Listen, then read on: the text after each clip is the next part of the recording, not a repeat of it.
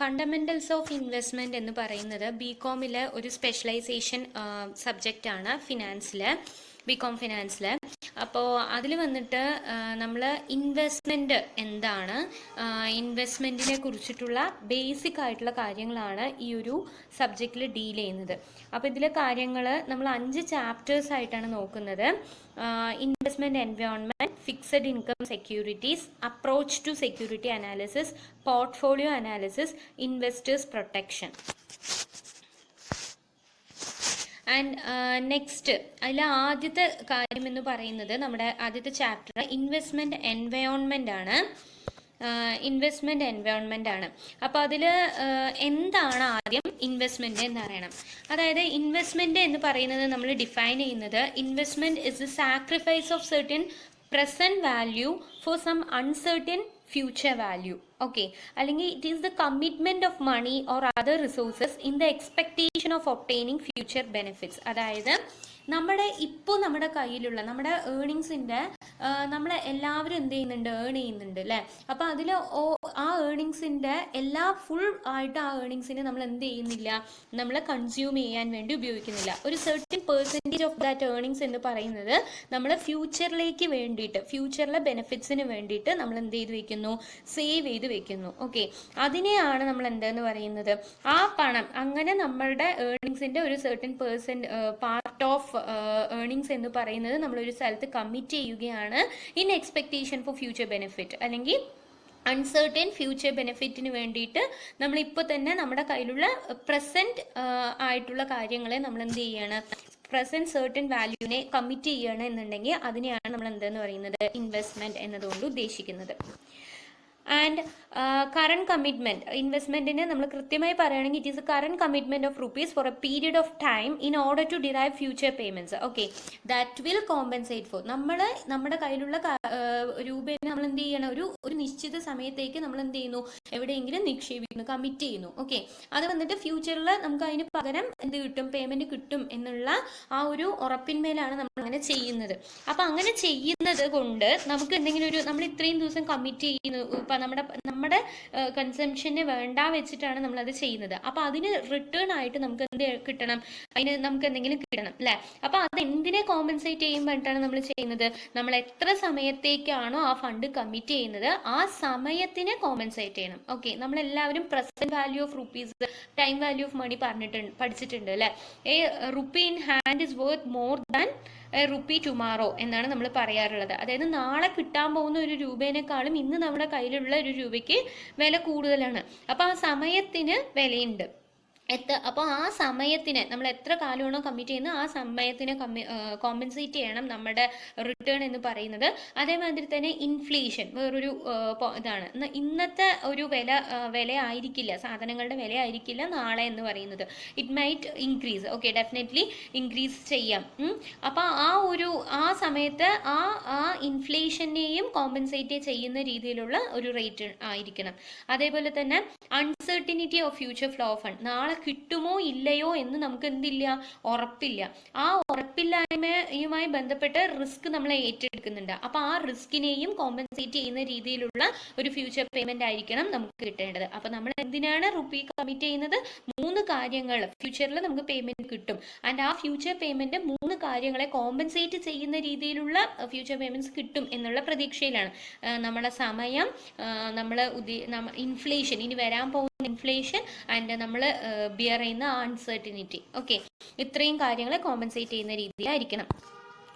And next എന്ന് പറയുന്നത് objectives of investment ആണ്. എന്തിനാണ് നമ്മൾ ഇൻവെസ്റ്റ് ചെയ്യുന്നത്, ഇൻവെസ്റ്റ് ചെയ്യുന്നതിന്റെ ഉദ്ദേശം എന്താണ് എന്നുള്ളതാണ്. അപ്പോൾ നമ്മൾ ഇതിനെ രണ്ടായിട്ട് നമുക്ക് ഡിവൈഡ് ചെയ്യാം, മെയിൻ ഒബ്ജക്റ്റീവ്സ് എന്നും അതർ ഒബ്ജക്റ്റീവ്സ് എന്നും. അതിൽ ആദ്യം മെയിൻ ഒബ്ജക്റ്റീവ്സ് എന്ന് പറയുന്നത് എന്താണ്, ഒന്നാമത്തെ കാര്യം എല്ലാവരും എന്ത് തന്നെയാണ്, നമ്മുടെ റേറ്റ് ഓഫ് റിട്ടേൺ, അത് ഇൻവെസ്റ്റ് ചെയ്തിട്ട് നമുക്ക് കിട്ടുന്ന റിട്ടേൺ എന്ന് പറയുന്നത് വർദ്ധിപ്പിക്കണം എന്നുള്ള ഉദ്ദേശത്തോടു കൂടിയിട്ടാണ് ചെയ്യുന്നത്. ഓക്കെ, റേറ്റ് ഓഫ് റിട്ടേൺ എങ്ങനെയാവാം, അത് ഇൻകത്തിന്റെ രൂപത്തിലും ആവാം. അതേപോലെ ക്യാപിറ്റൽ അപ്രിസിയേഷൻ, അതായത് ഇൻകം എന്ന് പറഞ്ഞാൽ നമുക്ക് ഇപ്പം നമ്മളൊരു 100 രൂപ ഒരു ഷെയറിൽ ഇൻവെസ്റ്റ് ചെയ്തു. അപ്പം നമുക്ക് കിട്ടുന്നത് ഒരു 10% നമുക്ക് എന്ത് കിട്ടുന്നുണ്ട്, കറണ്ട് ആയിട്ട് ഡിവിഡൻഡ് രൂപത്തിൽ കിട്ടുന്നുണ്ടെന്ന് വെച്ച് കഴിഞ്ഞാൽ ആ 10 എന്ന് പറയുന്നത് കറണ്ട് ഈൽഡാണ്. ഓക്കെ, ഇനി ഈ 100 100 രൂപ ഇൻവെസ്റ്റ് ചെയ്തത് ഒരു വർഷം കഴിഞ്ഞിട്ട് 110 രൂപ ആവുകയാണ് എന്നുണ്ടെങ്കിൽ അവിടെ 100ഉം 110 തമ്മിൽ എത്ര വ്യത്യാസം? 10 രൂപ. അതാണ് ക്യാപിറ്റൽ അപ്രിസിയേഷൻ. അപ്പൊ ഈ രണ്ട് രൂപത്തിലും റേറ്റ് ഓഫ് റിട്ടേൺ വരാം. അപ്പൊ rate of return includes 2 things, ഒന്ന് കറണ്ട് ഈൽഡും ഒന്ന് ക്യാപിറ്റൽ അപ്രിസിയേഷനും. അപ്പൊ അതെങ്ങനെയെങ്കിലും ഇൻക്രീസ് ചെയ്യണം എന്നുള്ളതാണ് ആദ്യത്തെ പ്രധാനപ്പെട്ട ഒബ്ജക്റ്റീവ്. ആൻഡ് രണ്ടാമത്തേത് റെഡ്യൂസിങ് റിസ്ക് എന്നുകൊണ്ട് ഉദ്ദേശിക്കുന്നത് എന്താണ്? നമ്മൾ നാളെ കിട്ടുമോ ഇല്ലയോ, നാളെ എന്ന് പറയുന്നത് തന്നെ ഒരു അൺസർട്ടിനിറ്റി ഉള്ള കാര്യമാണ്. അപ്പൊ നാളെ അത് കിട്ടുമോ ഇല്ലയോ എന്നുള്ള ഉറപ്പില്ലായ്മ, അതേ നമ്മുടെ പണം നഷ്ടമാവുമോ, അതേമാതിരി ആ റിട്ടേൺ നമ്മൾ ഉദ്ദേശിച്ച റിട്ടേൺ ഉണ്ടാവാവുന്ന വേരിയബിലിറ്റി. ഓക്കെ, നമ്മൾ 10 രൂപയാണ് പ്രതീക്ഷിച്ചിരുന്നത്, പക്ഷെ അത് 8 ആയി 7 ആയി അല്ലെങ്കിൽ 11 ആവും. ആ ഒരു കൂടിയാൽ ഓക്കെ, ഇല്ല കുറയാനും സാധ്യതയുണ്ട്. അപ്പൊ ആ ഒരു ലെവൽ ഓഫ് റിസ്കിനെ കുറയ്ക്കുന്ന രീതിയിലും ആയിരിക്കണം ഇൻവെസ്റ്റ്മെന്റ്. ഇതാണ് രണ്ടാമത്തെ ഒബ്ജക്റ്റീവ്. പക്ഷെ ഈ രണ്ട് ഒബ്ജക്റ്റീവും എന്താണ്? കോൺട്രഡിക്റ്ററി ആണ്. അത് നമ്മൾ ഇനിയുള്ള ഇതിൽ നോക്കുന്നുണ്ട്, റിട്ടേണും റിസ്ക്കും തമ്മിലുള്ള relationship. And next other objectives എന്ന് പറയുന്നത് ഇതൊക്കെയാണ്. ലിക്വിഡിറ്റി അഥവാ മാർക്കറ്റബിലിറ്റി എന്ന് പറഞ്ഞു കഴിഞ്ഞാൽ നമുക്ക് ചിലപ്പോൾ എപ്പോഴാണ് പണം ആവശ്യം വരിക എന്ന് നമുക്ക് അറിയില്ല. ഓക്കെ, എന്തെങ്കിലും ആവശ്യത്തിന് നമുക്ക് പണം വേണ്ടി വന്നാൽ നമ്മൾ ഈ പറയുന്ന ഇൻവെസ്റ്റ്മെന്റിനെ നമുക്ക് എന്ത് ചെയ്യാൻ പറ്റണം? ഈസി ആയിട്ട് ക്യാഷ് ആയി കൺവേർട്ട് ചെയ്യാൻ പറ്റണം. അതിനോടൊപ്പം തന്നെ അതിന്റെ വാല്യൂവിൽ കുറവും വരരുത്. ഓക്കെ, നമ്മൾ നമ്മുടെ അത്യാവശ്യത്തിന് വേണ്ടി ചെയ്യുന്നു എന്ന് പറഞ്ഞാൽ കുറവ് രൂപയ്ക്ക് അതിനെ കൊണ്ട് വിൽക്കാനും പറ്റില്ലല്ലോ. അപ്പം ഒരു നഷ്ടവും വരാതെ നമ്മുടെ ഇൻവെസ്റ്റ്മെന്റിനെ എപ്പോൾ വിചാരിക്കുന്നുവോ അപ്പോൾ അതിനെ ക്യാഷ് ആയിട്ട് കൺവേർട്ട് ചെയ്യാൻ പറ്റുന്ന രീതിയിലും ആയിരിക്കണം ഇൻവെസ്റ്റ്മെന്റ്. അതും ഒരു ഉദ്ദേശമാണ്. And next hedge against inflation already പറഞ്ഞു കഴിഞ്ഞു. പ്രൈസ് റേസ് ഉണ്ടാവാനുള്ള സാധ്യതയുണ്ട് ഫ്യൂച്ചറിൽ. അപ്പോൾ ആ ഒരു ഇതിനെ ഹെഡ്ജ് ചെയ്യുന്ന, അതിനെ കോമ്പൻസേറ്റ് ചെയ്യുന്ന രീതിയിലായിരിക്കണം ആ ഒരു ഇൻവെസ്റ്റ്മെന്റ് നമ്മൾ പ്ലാൻ ചെയ്യേണ്ടത്. ആൻഡ് ലാസ്റ്റത്തെ സേഫ്റ്റി. ഓക്കെ, എല്ലാവരും അവരവരുടെ പണം ഇൻവെസ്റ്റ് ചെയ്യുമ്പോൾ നമ്മുടെ പ്രിൻസിപ്പൽ റേറ്റ് ഓഫ് റിട്ടേണിന് പുറമെ നമ്മൾ ഇൻവെസ്റ്റ് ചെയ്യുന്ന പ്രിൻസിപ്പൽ എമൗണ്ട് സേഫ് ആയിരിക്കണം എന്ന് നമ്മുടെ പണം ഒരിക്കലും നഷ്ടമാവരുത് എന്ന് നമ്മൾ പ്രതീക്ഷിക്കും. അതും ഒരു ഒബ്ജക്റ്റീവാണ്, സേഫ്റ്റി. Okay, safe. ചിലപ്പോൾ നമ്മൾ കുറച്ചൊക്കെ കൂടുതൽ എമൗണ്ട് ഓഫ് മണി ഉണ്ട്, അത് നമുക്ക് എന്ത് ചെയ്യാൻ പറ്റില്ല, വീട്ടിലെ കാര്യങ്ങളൊന്നും കെപ്റ്റ് ചെയ്യാൻ പറ്റില്ല. അപ്പോൾ നമ്മൾ സൂക്ഷിച്ച് വെക്കണം. അതേമാതിരി സൂക്ഷിച്ച് വെക്കുന്ന സ്ഥലവും എന്തായിരിക്കണം? സേഫ് ആയിരിക്കണം. ഓക്കെ, അപ്പോൾ ആ സേഫ്റ്റിക്കും വേണ്ടിയിട്ട് ഇൻവെസ്റ്റ് ചെയ്യേണ്ടത്. ഇതാണ് പ്രധാനപ്പെട്ട ഇൻവെസ്റ്റ്മെന്റ് ഒബ്ജക്റ്റീവ്സ്. ആൻഡ് നെക്സ്റ്റ് എന്ന് പറയുന്നത് ഇൻവെസ്റ്റ്മെന്റ് മാനേജ്മെന്റ് പ്രോസസ് ആണ്. ഓക്കെ, ഇൻവെസ്റ്റ്മെന്റ് മാനേജ്മെന്റ് പ്രോസസ്സ് എന്ന് പറയുന്നത് നമ്മുടെ കയ്യിലുള്ള പണം അല്ലെങ്കിൽ ഫണ്ടിനെ നമ്മൾ എങ്ങനെ മാനേജ് ചെയ്യും എന്നുള്ളതാണ് ഇൻവെസ്റ്റ്മെന്റ് മാനേജ്മെന്റ് പ്രോസസ്സ് എന്ന് പറയുന്നത്. ഓക്കെ, അപ്പോൾ ഈ ഇൻവെസ്റ്റ്മെന്റ് മാനേജ്മെന്റ് പ്രോസസ്സ് അല്ലെങ്കിൽ ഇൻവെസ്റ്റ്മെന്റ് ഡിസിഷൻ പ്രോസസ്സിൽ നമ്മൾ എന്താ ചെയ്യാന്ന് വെച്ച് കഴിഞ്ഞാൽ ഒരു പോർട്ട്ഫോളിയോ ആണ് ശരിക്കും പറഞ്ഞാൽ നമ്മൾ ക്രിയേറ്റ് ചെയ്യുന്നത്. ഓക്കെ, അതായത് ഇതിനകത്ത് നമ്മൾ ഓരോരോ വ്യക്തികൾക്കും ഇൻവെസ്റ്റ് ചെയ്യുന്നതിന് മുൻപ് ഓരോ ഇൻവെസ്റ്റർക്കും എന്തുണ്ടാവും? ഓരോ രീതിയിലുള്ള റിസ്ക് പ്രിഫറൻസ് ആയിരിക്കും ഉണ്ടാവുക. ചിലവരെന്തായിരിക്കും? ചിലവർ വന്നിട്ട് കൺസർവേറ്റീവ് ആയിട്ടുള്ള ആളുകളായിരിക്കും, അവർക്ക് റിസ്ക് എടുക്കാൻ താല്പര്യമില്ല. അപ്പൊ അങ്ങനെയുള്ള ആളുകൾ കൂടുതലായിട്ടും ഇൻവെസ്റ്റ് ചെയ്യുന്നത് ബാങ്കുകളിലോ ഫിക്സഡ് ഡെപ്പോസിറ്റുകളിലോ KSFE പോലുള്ള ചിറ്റ് ഫണ്ട്സിലോ അങ്ങനെയൊക്കെ സേഫ്റ്റിക്കാണ് അവർ പ്രാധാന്യം കൊടുക്കുന്നത്. അവർക്ക് റിസ്ക് അത്ര എടുക്കാൻ കുഴപ്പമില്ല, അവർക്ക് അത്ര കണ്ട് റിട്ടേണും അവരെന്ത് ചെയ്യുള്ളൂ അതിനനുസരിച്ച് കുറയും എങ്കിലും. അപ്പം അങ്ങനെ കൺസർവേറ്റീവ് ആയിട്ടുള്ള ആളുകളുണ്ട്. ചിലവർ അഗ്രസീവ് ആയിട്ടുള്ള ഇൻവെസ്റ്റേഴ്സ് ഉണ്ട്. അഗ്രസീവ് ഇൻവെസ്റ്റേഴ്സ് എന്ന് പറഞ്ഞ ആരാണ്? അവർ എത്ര വേണമെങ്കിൽ റിസ്ക് എടുക്കാം, റിട്ടേൺ കൂടുതൽ കിട്ടണമെന്നേ ഉള്ളൂ. അങ്ങനെയുള്ള ആളുകൾ ഷെയർസിലായിരിക്കും കൂടുതലായിട്ടും ഇൻവെസ്റ്റ് ചെയ്യുക. ഓക്കെ, അപ്പം അതേമാതിരി ന്യൂട്രൽ, രണ്ടും കുഴപ്പമില്ല എന്ന് പറയുന്ന ന്യൂട്രൽ ആളുകളും ഉണ്ട്. അപ്പം ഓരോ ഇൻവെസ്റ്ററിൻ്റെയും റിസ്ക് പ്രിഫറൻസിനനുസരിച്ച് ഏത് അസറ്റ് വേണമെന്ന് തീരുമാനിക്കുന്ന അസറ്റ് അലോക്കേഷൻ തൊട്ട് അതിൻ്റെ പ്രവർത്തനങ്ങൾ കൃത്യമായി നടക്കുന്നുണ്ടോ, അങ്ങനെ ഇല്ലെങ്കിൽ നമ്മൾ എന്താണ് റിവൈസ് ചെയ്യേണ്ട, മാറ്റങ്ങൾ എന്തൊക്കെയാണ് വരുത്തേണ്ടത് എന്ന് പറയുന്ന ആ ഒരു സ്റ്റെപ്പ് വരയ്ക്കും. Okay, asset allocation to performance evaluation അല്ലെങ്കിൽ അതിൻ്റെ റിവിഷൻ, അതുവരേക്കുള്ള ഒരു സീക്വൻസ് ഓഫ് ആക്ഷൻസ് നമ്മൾ എന്ത് ചെയ്യേണ്ടതുണ്ട്? പെർഫോം ചെയ്യേണ്ടതുണ്ട്. അതാണ് ഇൻവെസ്റ്റ്മെന്റ് ഡിസിഷൻ പ്രോസസ് എന്നതുകൊണ്ട് ഉദ്ദേശിക്കുന്നത്. ഓക്കെ, അതൊരു 5 സ്റ്റെപ്പ് പ്രോസസ് ആണ്. ഒന്നാമത്തത് ഇൻവെസ്റ്റ്മെന്റ് ഒബ്ജക്റ്റീവ്സ് എന്താണ് എന്ന് തീരുമാനിക്കുക, സെറ്റ് ചെയ്യുക. ആൻഡ് നെക്സ്റ്റ് എന്ന് പറയുന്നത് ആ സെക്യൂരിറ്റീസിനെ നമ്മൾ എന്ത് ചെയ്യുക? അനലൈസ് ചെയ്യുക. എന്നതിന് ശേഷം പോർട്ട്ഫോളിയോ ക്രിയേറ്റ് ചെയ്യുക. എന്നതിന് ശേഷം പെർഫോമൻസ് ഇവാലുവേറ്റ് ചെയ്യുക പോർട്ട്ഫോളിയോൻ്റെ. ആൻഡ് നെക്സ്റ്റ് പോർട്ട്ഫോളിയോനെ റിവ്യൂ ചെയ്യുക. ഓക്കെ, ഇത്രയും കാര്യം 5 സ്റ്റെപ്പ് പ്രോസസ്സാണുള്ളത്.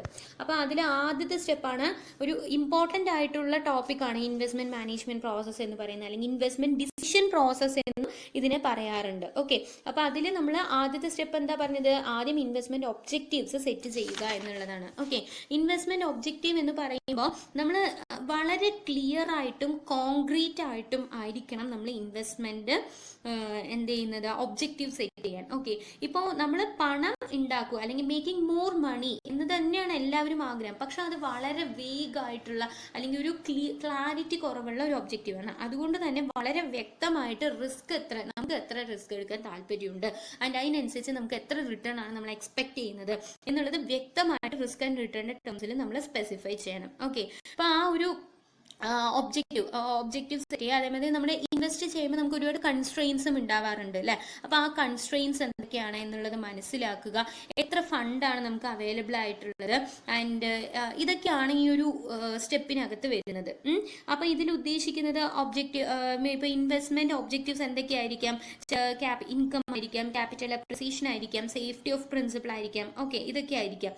ഇൻവെസ്റ്റ്മെന്റ് കൺസ്ട്രെയിൻസ് എന്ന് പറയുന്നത് നമ്മൾ ഓൾറെഡി പറഞ്ഞ ഒബ്ജക്റ്റീവ്സിൽ വരുന്ന ലിക്വിഡിറ്റി കൺസ്ട്രെയിൻ ഉണ്ട്, നമുക്ക് എപ്പോൾ ആവശ്യം വരണോ അപ്പം നമുക്ക് എന്ത് ചെയ്യണം, എടുക്കാൻ പറ്റുന്ന രീതിയിലായിരിക്കണം. പിന്നെ ടൈം ഹൊറൈസൺ, ഓരോരുത്തർക്കും ഒരു പീരീഡ് ഉണ്ട്. അതിപ്പോൾ അത് വന്നിട്ട് ജനറേഷൻ അല്ലെങ്കിൽ നമ്മുടെ ഏജിനനുസരിച്ചിട്ട് മാറും. ഓക്കെ, ഇപ്പോൾ ഇപ്പോൾ ഓൾഡ് ഏജ് പീപ്പിളിനുള്ള ആ ഒരു ടൈം ഹൊറൈസൺ ആയിരിക്കില്ല ഒരു മിഡിൽ ഗ്രൂപ്പിലുള്ളത് അല്ലെങ്കിൽ യൂത്തിനുള്ളത്. ഓക്കെ, പിന്നെ വേറൊരു ഇമ്പോർട്ടൻറ്റ് കൺസിഡറേഷൻ ആണ് ടാക്സ് എന്ന് പറയുന്നത്. ടാക്സ് എന്ന് പറയുന്നത് നമ്മളിപ്പോൾ ക്യാപിറ്റൽ ഗെയിനും അതേമാതിരി തന്നെ ഇൻട്രസ്റ്റിനും ഒന്നും ഒരേ രീതിയിലുള്ള ടാക്സ് ഇംപ്ലിക്കേഷൻ അല്ല ഉണ്ടാവുന്നത്. അപ്പോൾ ആ ടാക്സ് ഇംപ്ലിക്കേഷനും നമ്മൾ എന്ത് ചെയ്യണം, നോക്കണം. ഓക്കെ, അപ്പോൾ ഇതൊക്കെയാണ് മെയിനായിട്ടുള്ള ഇൻവെസ്റ്റ്മെന്റ് ഒബ്ജക്റ്റീവിനകത്ത് വരുന്നത്. അപ്പോൾ ഇങ്ങനെ ഇൻവെസ്റ്റ് ചെയ്യാൻ പോകുന്നതിന് മുമ്പ് നമുക്കൊരു ഫിനാൻഷ്യൽ അഡ്വൈസറെയോ അല്ലെങ്കിൽ കൺസൾട്ടന്റിനെയോ നമുക്ക് സമീപിക്കാവുന്നതാണ്. ഈ ഒരു ഒബ്ജക്റ്റീവ്സ് എന്താണ്, നമ്മുടെ ഒബ്ജക്റ്റീവ്സ് എന്താണ് എന്നുള്ളത് ക്ലിയർ ആയിട്ട് നമുക്ക് സെറ്റ് ചെയ്യാൻ നമ്മൾക്ക് അവരെ സമീപിക്കാവുന്നതാണ്. ഓക്കെ, അവിടെ സേവനം ലഭ്യമാണ്. ആൻഡ് നെക്സ്റ്റ് എന്ന് പറയുന്നത് അനലൈസിങ് സെക്യൂരിറ്റീസ് ആണ്. ഓക്കെ, നെക്സ്റ്റ് സ്റ്റെപ്പാണ്.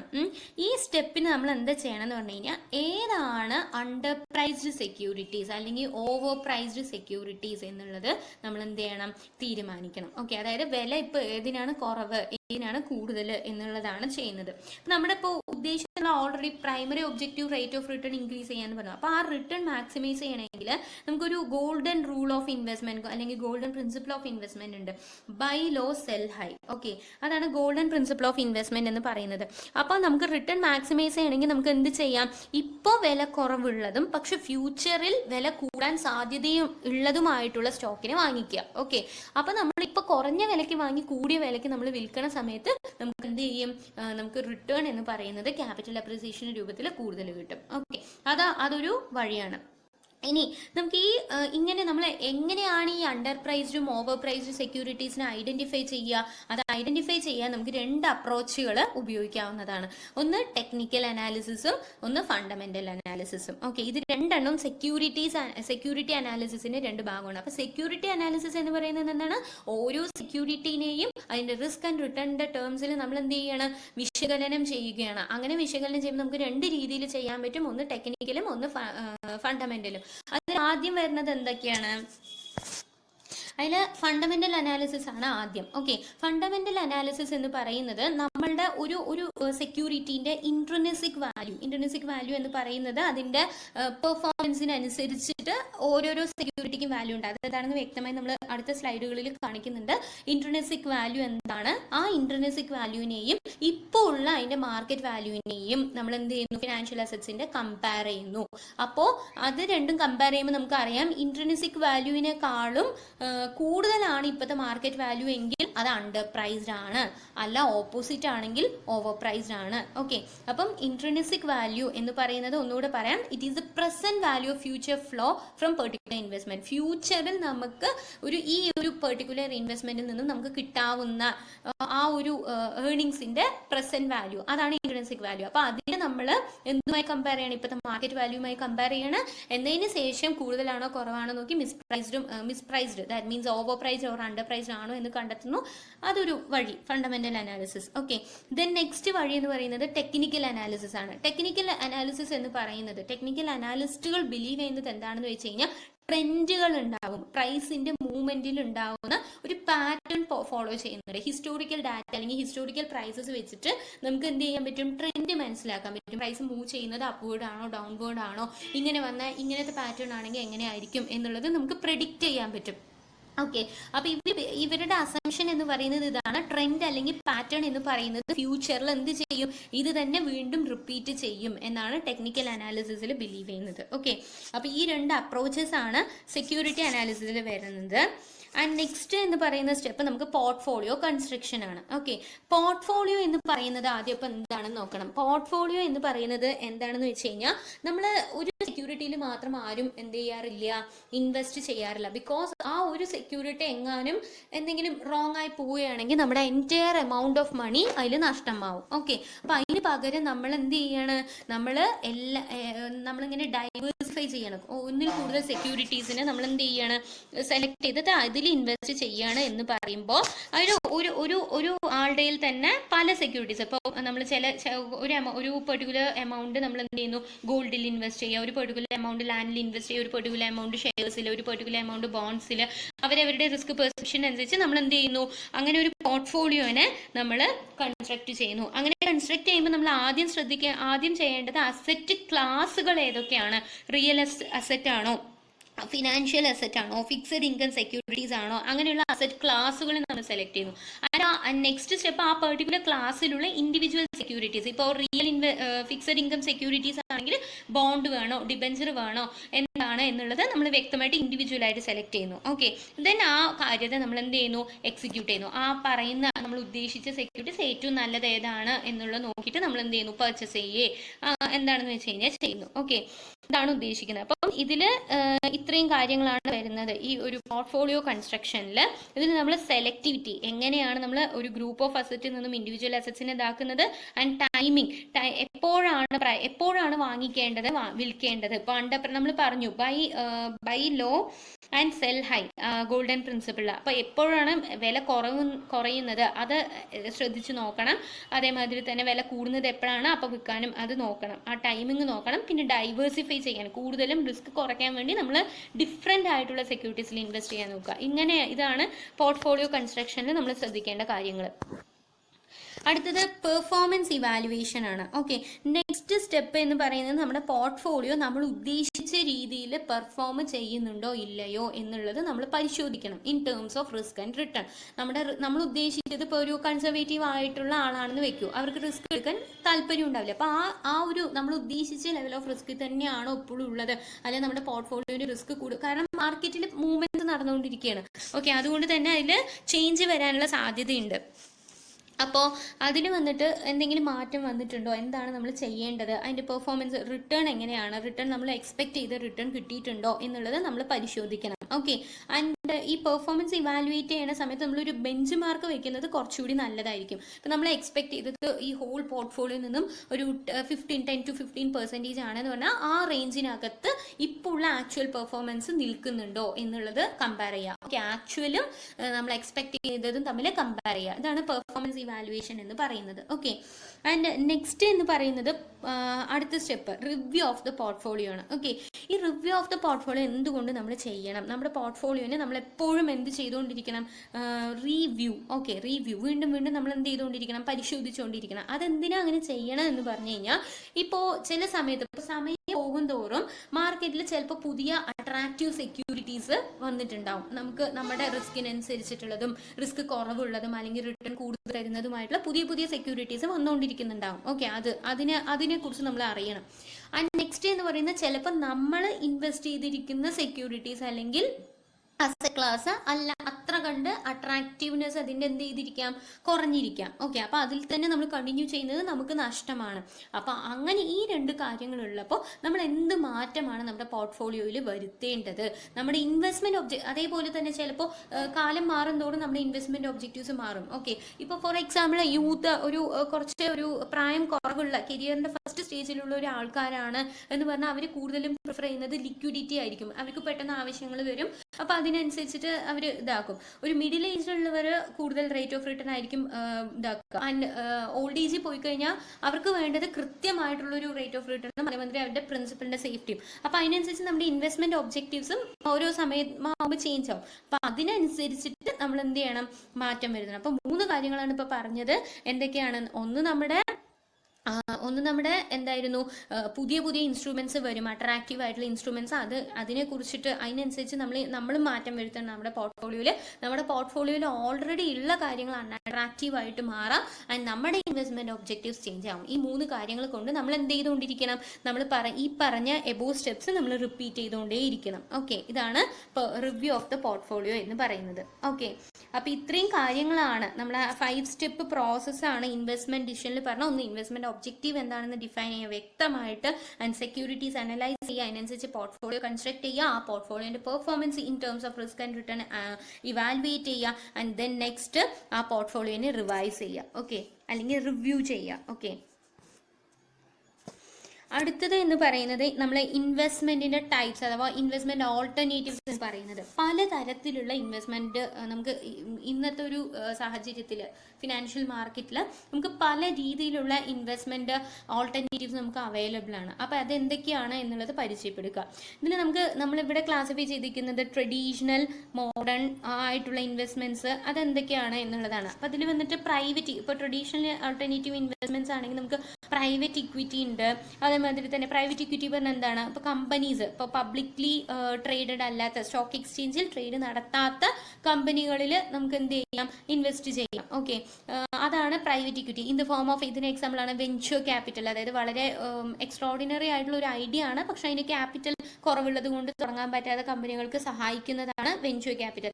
ഏഞ്ചൽ ഇൻവെസ്റ്റിംഗ് അതേപോലെ തന്നെയാണ്. പിന്നെ ലിവറേജ്ഡ് ബൈ ഔട്ട്, ഇതൊക്കെ ഈ ഒരു പ്രൈവറ്റ് ഇക്വിറ്റിന്റെ എക്സാമ്പിൾ ആണ്. അതേപോലെ കൊമോഡിറ്റീസിലും നമുക്ക് അതേപോലെ crude oil, agriculture products, metals, ഇതിലൊക്കെ ഇൻവെസ്റ്റ് ചെയ്യാവുന്നതാണ്. പിന്നെ റിയൽ എസ്റ്റേറ്റ് വളരെ ഒരു എന്താ പറയുക, ട്രഡീഷണൽ ആണെങ്കിലും ഇന്നും നമ്മൾ ചെയ്തുകൊണ്ടിരിക്കുന്ന, ഇന്നും വളരെ നന്നായി നടന്നുകൊണ്ടിരിക്കുന്ന ഒരു മേഖലയാണ്. റെസിഡൻഷ്യൽ പ്രോപ്പർട്ടീസ് ആയിക്കോട്ടെ, കൊമേഴ്ഷ്യൽ പ്രോപ്പർട്ടീസ് ആയിക്കോട്ടെ, അല്ലെങ്കിൽ അൺഡെവലപ്ഡ് ആയിട്ടുള്ള ലാൻഡ് ആയിക്കോട്ടെ, ഇതിലുള്ള investment. Okay, real estate. And അതൊക്കെയാണ് ട്രഡീഷണൽ കാറ്റഗറിയിൽ നമുക്ക് പറയാനുള്ളത്. പിന്നെ എന്ന് പറയുന്നത് മോഡേൺ ആൾട്ടർനേറ്റീവ്സ്. ഇപ്പോൾ ഹെഡ്ജ് ഫണ്ട്സ് വന്നിട്ടുണ്ട്. അതായത് ഇപ്പോൾ ഡെറിവേറ്റീവ്സ്, നെക്സ്റ്റ് ഇതിൽ മോഡേൺ ആൾട്ടർനേറ്റീവ്സിൽ hedge funds, managed futures, distressed securities അങ്ങനെയൊക്കെ ഉണ്ട്. പിന്നെ ട്രഡീഷണലിൽ തന്നെ നമ്മൾ വേറെ കാറ്റഗറി പറയുകയാണെങ്കിൽ സ്റ്റോക്കുകൾ, ബോണ്ടുകൾ, അങ്ങനെയും നമുക്ക് പറയാവുന്നതാണ്. ഓക്കെ, വേറൊരു രീതിയിലുള്ള ക്ലാസിഫിക്കേഷൻ പറയുകയാണെങ്കിൽ ഇപ്പോൾ റിയൽ ഇൻവെസ്റ്റ്മെന്റ്സ് എന്നും ഫിനാൻഷ്യൽ ഇൻവെസ്റ്റ്മെന്റ്സ് എന്നും നമ്മൾ പറയും. റിയൽ ഇൻവെസ്റ്റ്മെന്റിലാണ് real estate, commodity, bullion, art അതൊക്കെ വരുന്നത്. ഫിനാൻഷ്യൽ ഇൻവെസ്റ്റ്മെന്റിൽ ഡെപ്റ്റ്, ഇക്വിറ്റി, മ്യൂച്വൽ ഫണ്ട് അതൊക്കെ വരുന്നുണ്ട്. ഓക്കെ, പിന്നെ ഇതിന് പുറമെ non securitised financial investments like they are not transferable or tradable. അതായത് നെഗോഷിയേറ്റ് ചെയ്യാൻ പറ്റില്ല, നമുക്ക് കൈമാറ്റം ചെയ്യാൻ പറ്റില്ല. ഇപ്പോൾ ബാങ്ക് ഡെപ്പോസിറ്റോ, പോസ്റ്റ് ഓഫീസ് ഡെപ്പോസിറ്റോ, കമ്പനി ഫിക്സഡ് ഡെപ്പോസിറ്റോ, പ്രോവിഡന്റ് ഫണ്ടോ, സ്കീമോ, നാഷണൽ സേവിംഗ് സ്കീംസോ, ലൈഫ് ഇൻഷുറൻസോ അതുപോലുള്ള കാര്യങ്ങളൊക്കെയാണ് നോൺ സെക്യൂരിറ്റൈസ്ഡ് ഫിനാൻഷ്യൽ സെക്യൂരിറ്റീസിനകത്ത് വരുന്നത്.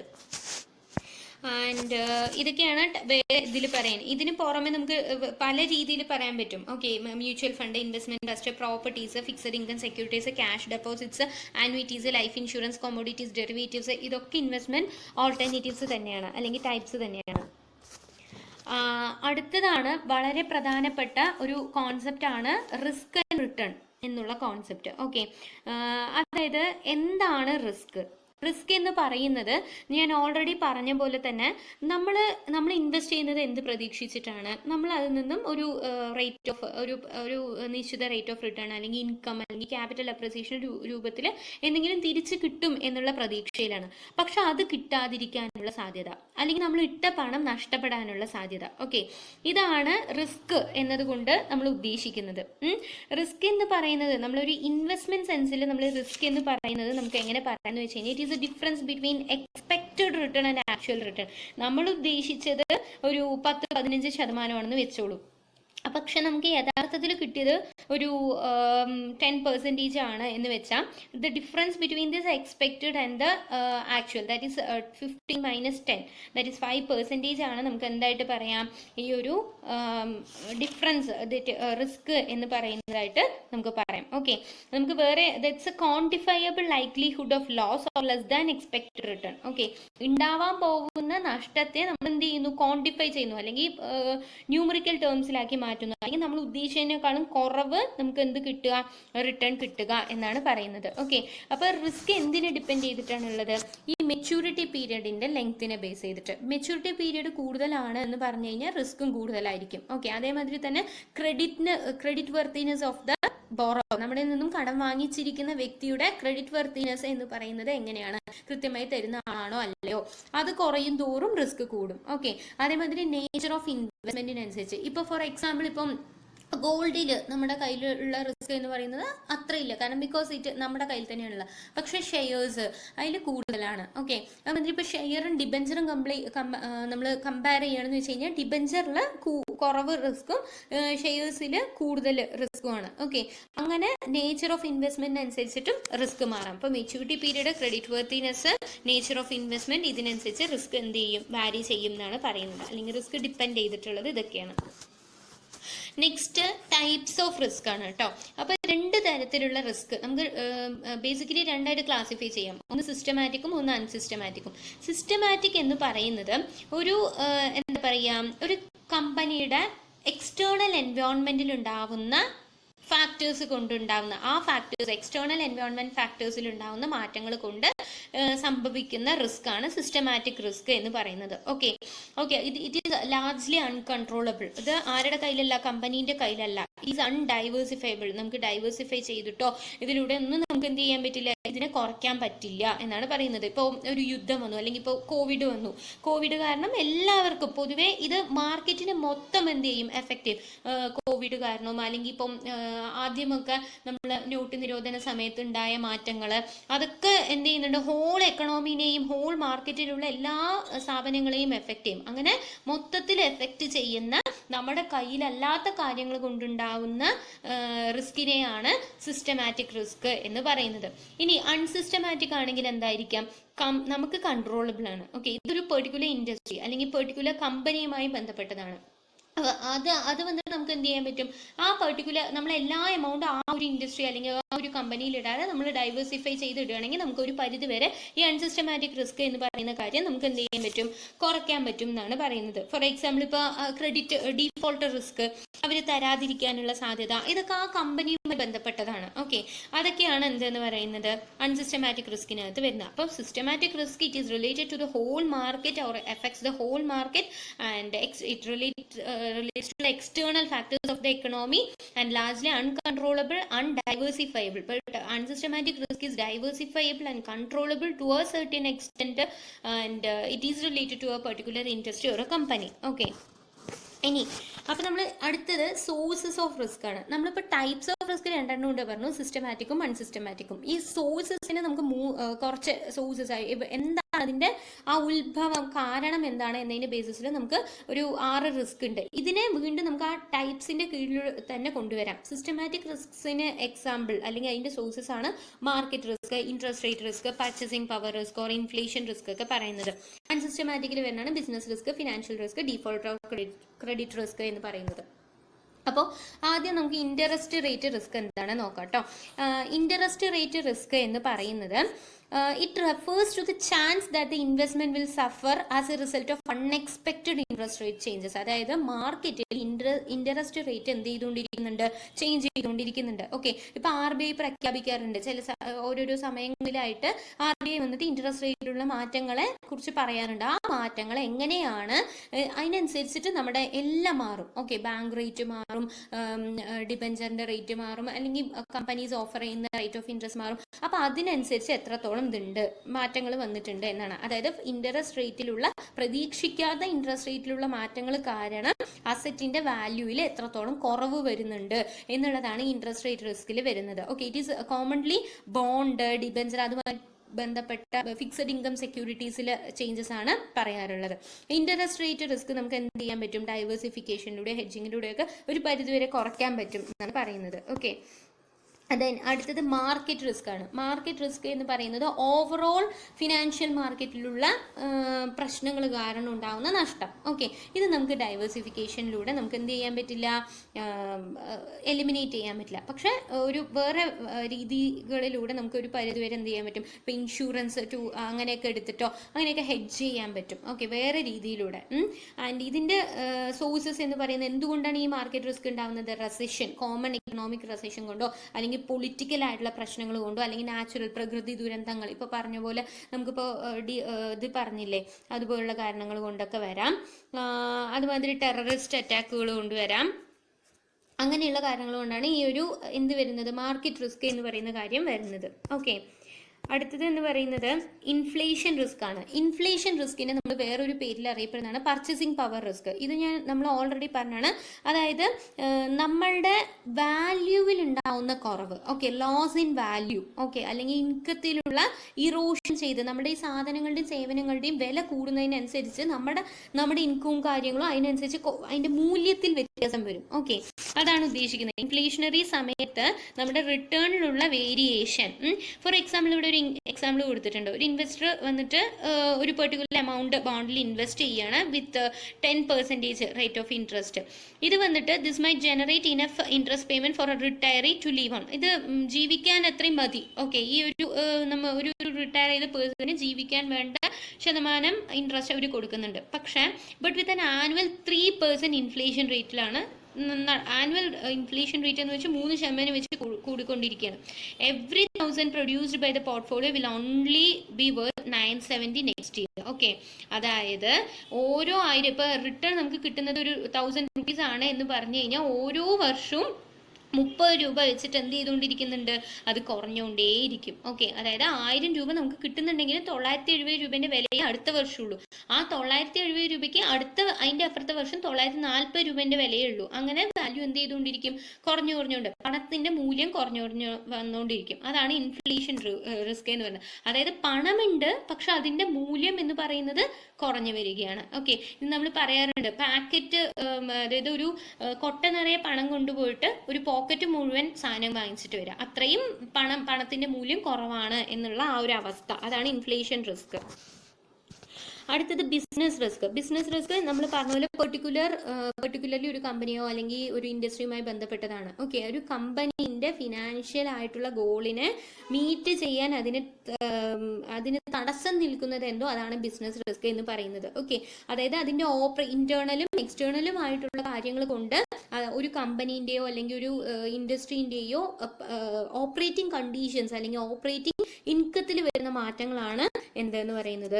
ബിസിനസ് റിസ്ക് എന്ന് പറഞ്ഞാൽ. അപ്പോൾ ബിസിനസ് റിസ്ക് നമ്മൾ പെർട്ടിക്കുലർ ഓർഗനൈസേഷനിൽ കണ്ടെത്തി എന്ന് പറഞ്ഞാൽ it is better to transfer it. നമ്മൾ അതിനെ വേറെ എവിടേക്കെങ്കിൽ മാറ്റുക, അല്ലെങ്കിൽ അത് അവോയ്ഡ് ചെയ്യുക, അല്ലെങ്കിൽ അതിനെ കുറയ്ക്കുക, അല്ലെങ്കിൽ അത് എന്ത് ചെയ്യുക? അക്സെപ്റ്റ് ചെയ്യുക. ഓക്കെ, അതാണ് വഴികൾ എന്ന് പറയുന്നത്. അടുത്തത് എന്ന് പറയുന്നത് ഫിനാൻഷ്യൽ റിസ്ക് ആണ്.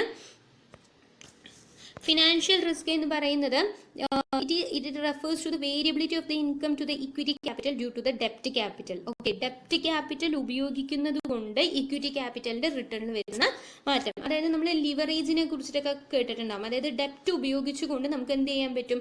ഇക്വിറ്റിക്കാരുടെ റിട്ടേൺ കൂട്ടാൻ പറ്റും. അതേസമയം ഡെപ്റ്റിന്റെ എമൗണ്ട് കൂടുന്തോറും ഇവരുടെ റിസ്ക് കൂടിക്കൊണ്ടിരിക്കുകയാണ്. ആരുടെ? ഇക്വിറ്റിക്കാരുടെ റിസ്ക് കൂടിക്കൊണ്ടിരിക്കുകയാണ്. ഓക്കെ, അതായത് ഡെപ്റ്റുകാർക്ക് നിശ്ചിതമായ ഫിക്സഡ് ആയിട്ട് നമ്മൾ എന്ത് ചെയ്യണം? ഇൻട്രസ്റ്റിന്റെ രൂപത്തിൽ നമ്മൾ രൂപ കൊടുത്തുകൊണ്ടേയിരിക്കണം. അപ്പോൾ ആ ഡെപ്റ്റിന്റെ എമൗണ്ട് കൂടുന്തോറും ഈ ഒരു എമൗണ്ടും കൂടിക്കൊണ്ടിരിക്കും. ചിലപ്പോൾ നമുക്ക് നഷ്ടം വരാൻ സാധ്യതയില്ലെങ്കിൽ ആ നഷ്ടം മൊത്തം ബോൺ ചെയ്യേണ്ടത് ഇക്വിറ്റിക്കാരാണ്. ഡെപ്റ്റുകാർക്ക് ഒരു പ്രോബ്ലം ഇല്ല. അപ്പോൾ ആ ഒരു EPS ഇക്വിറ്റി ഏർണിങ്സ് പെർ ഷെയറിൽ ഡെപ്റ്റ് ഉപയോഗിക്കുന്നത് കൊണ്ട് കുറവ് വരാൻ സാധ്യതയുണ്ട്. ആ ഒരു റിസ്കിനെയാണ് ഫിനാൻഷ്യൽ റിസ്ക് എന്ന് പറയുന്നത്.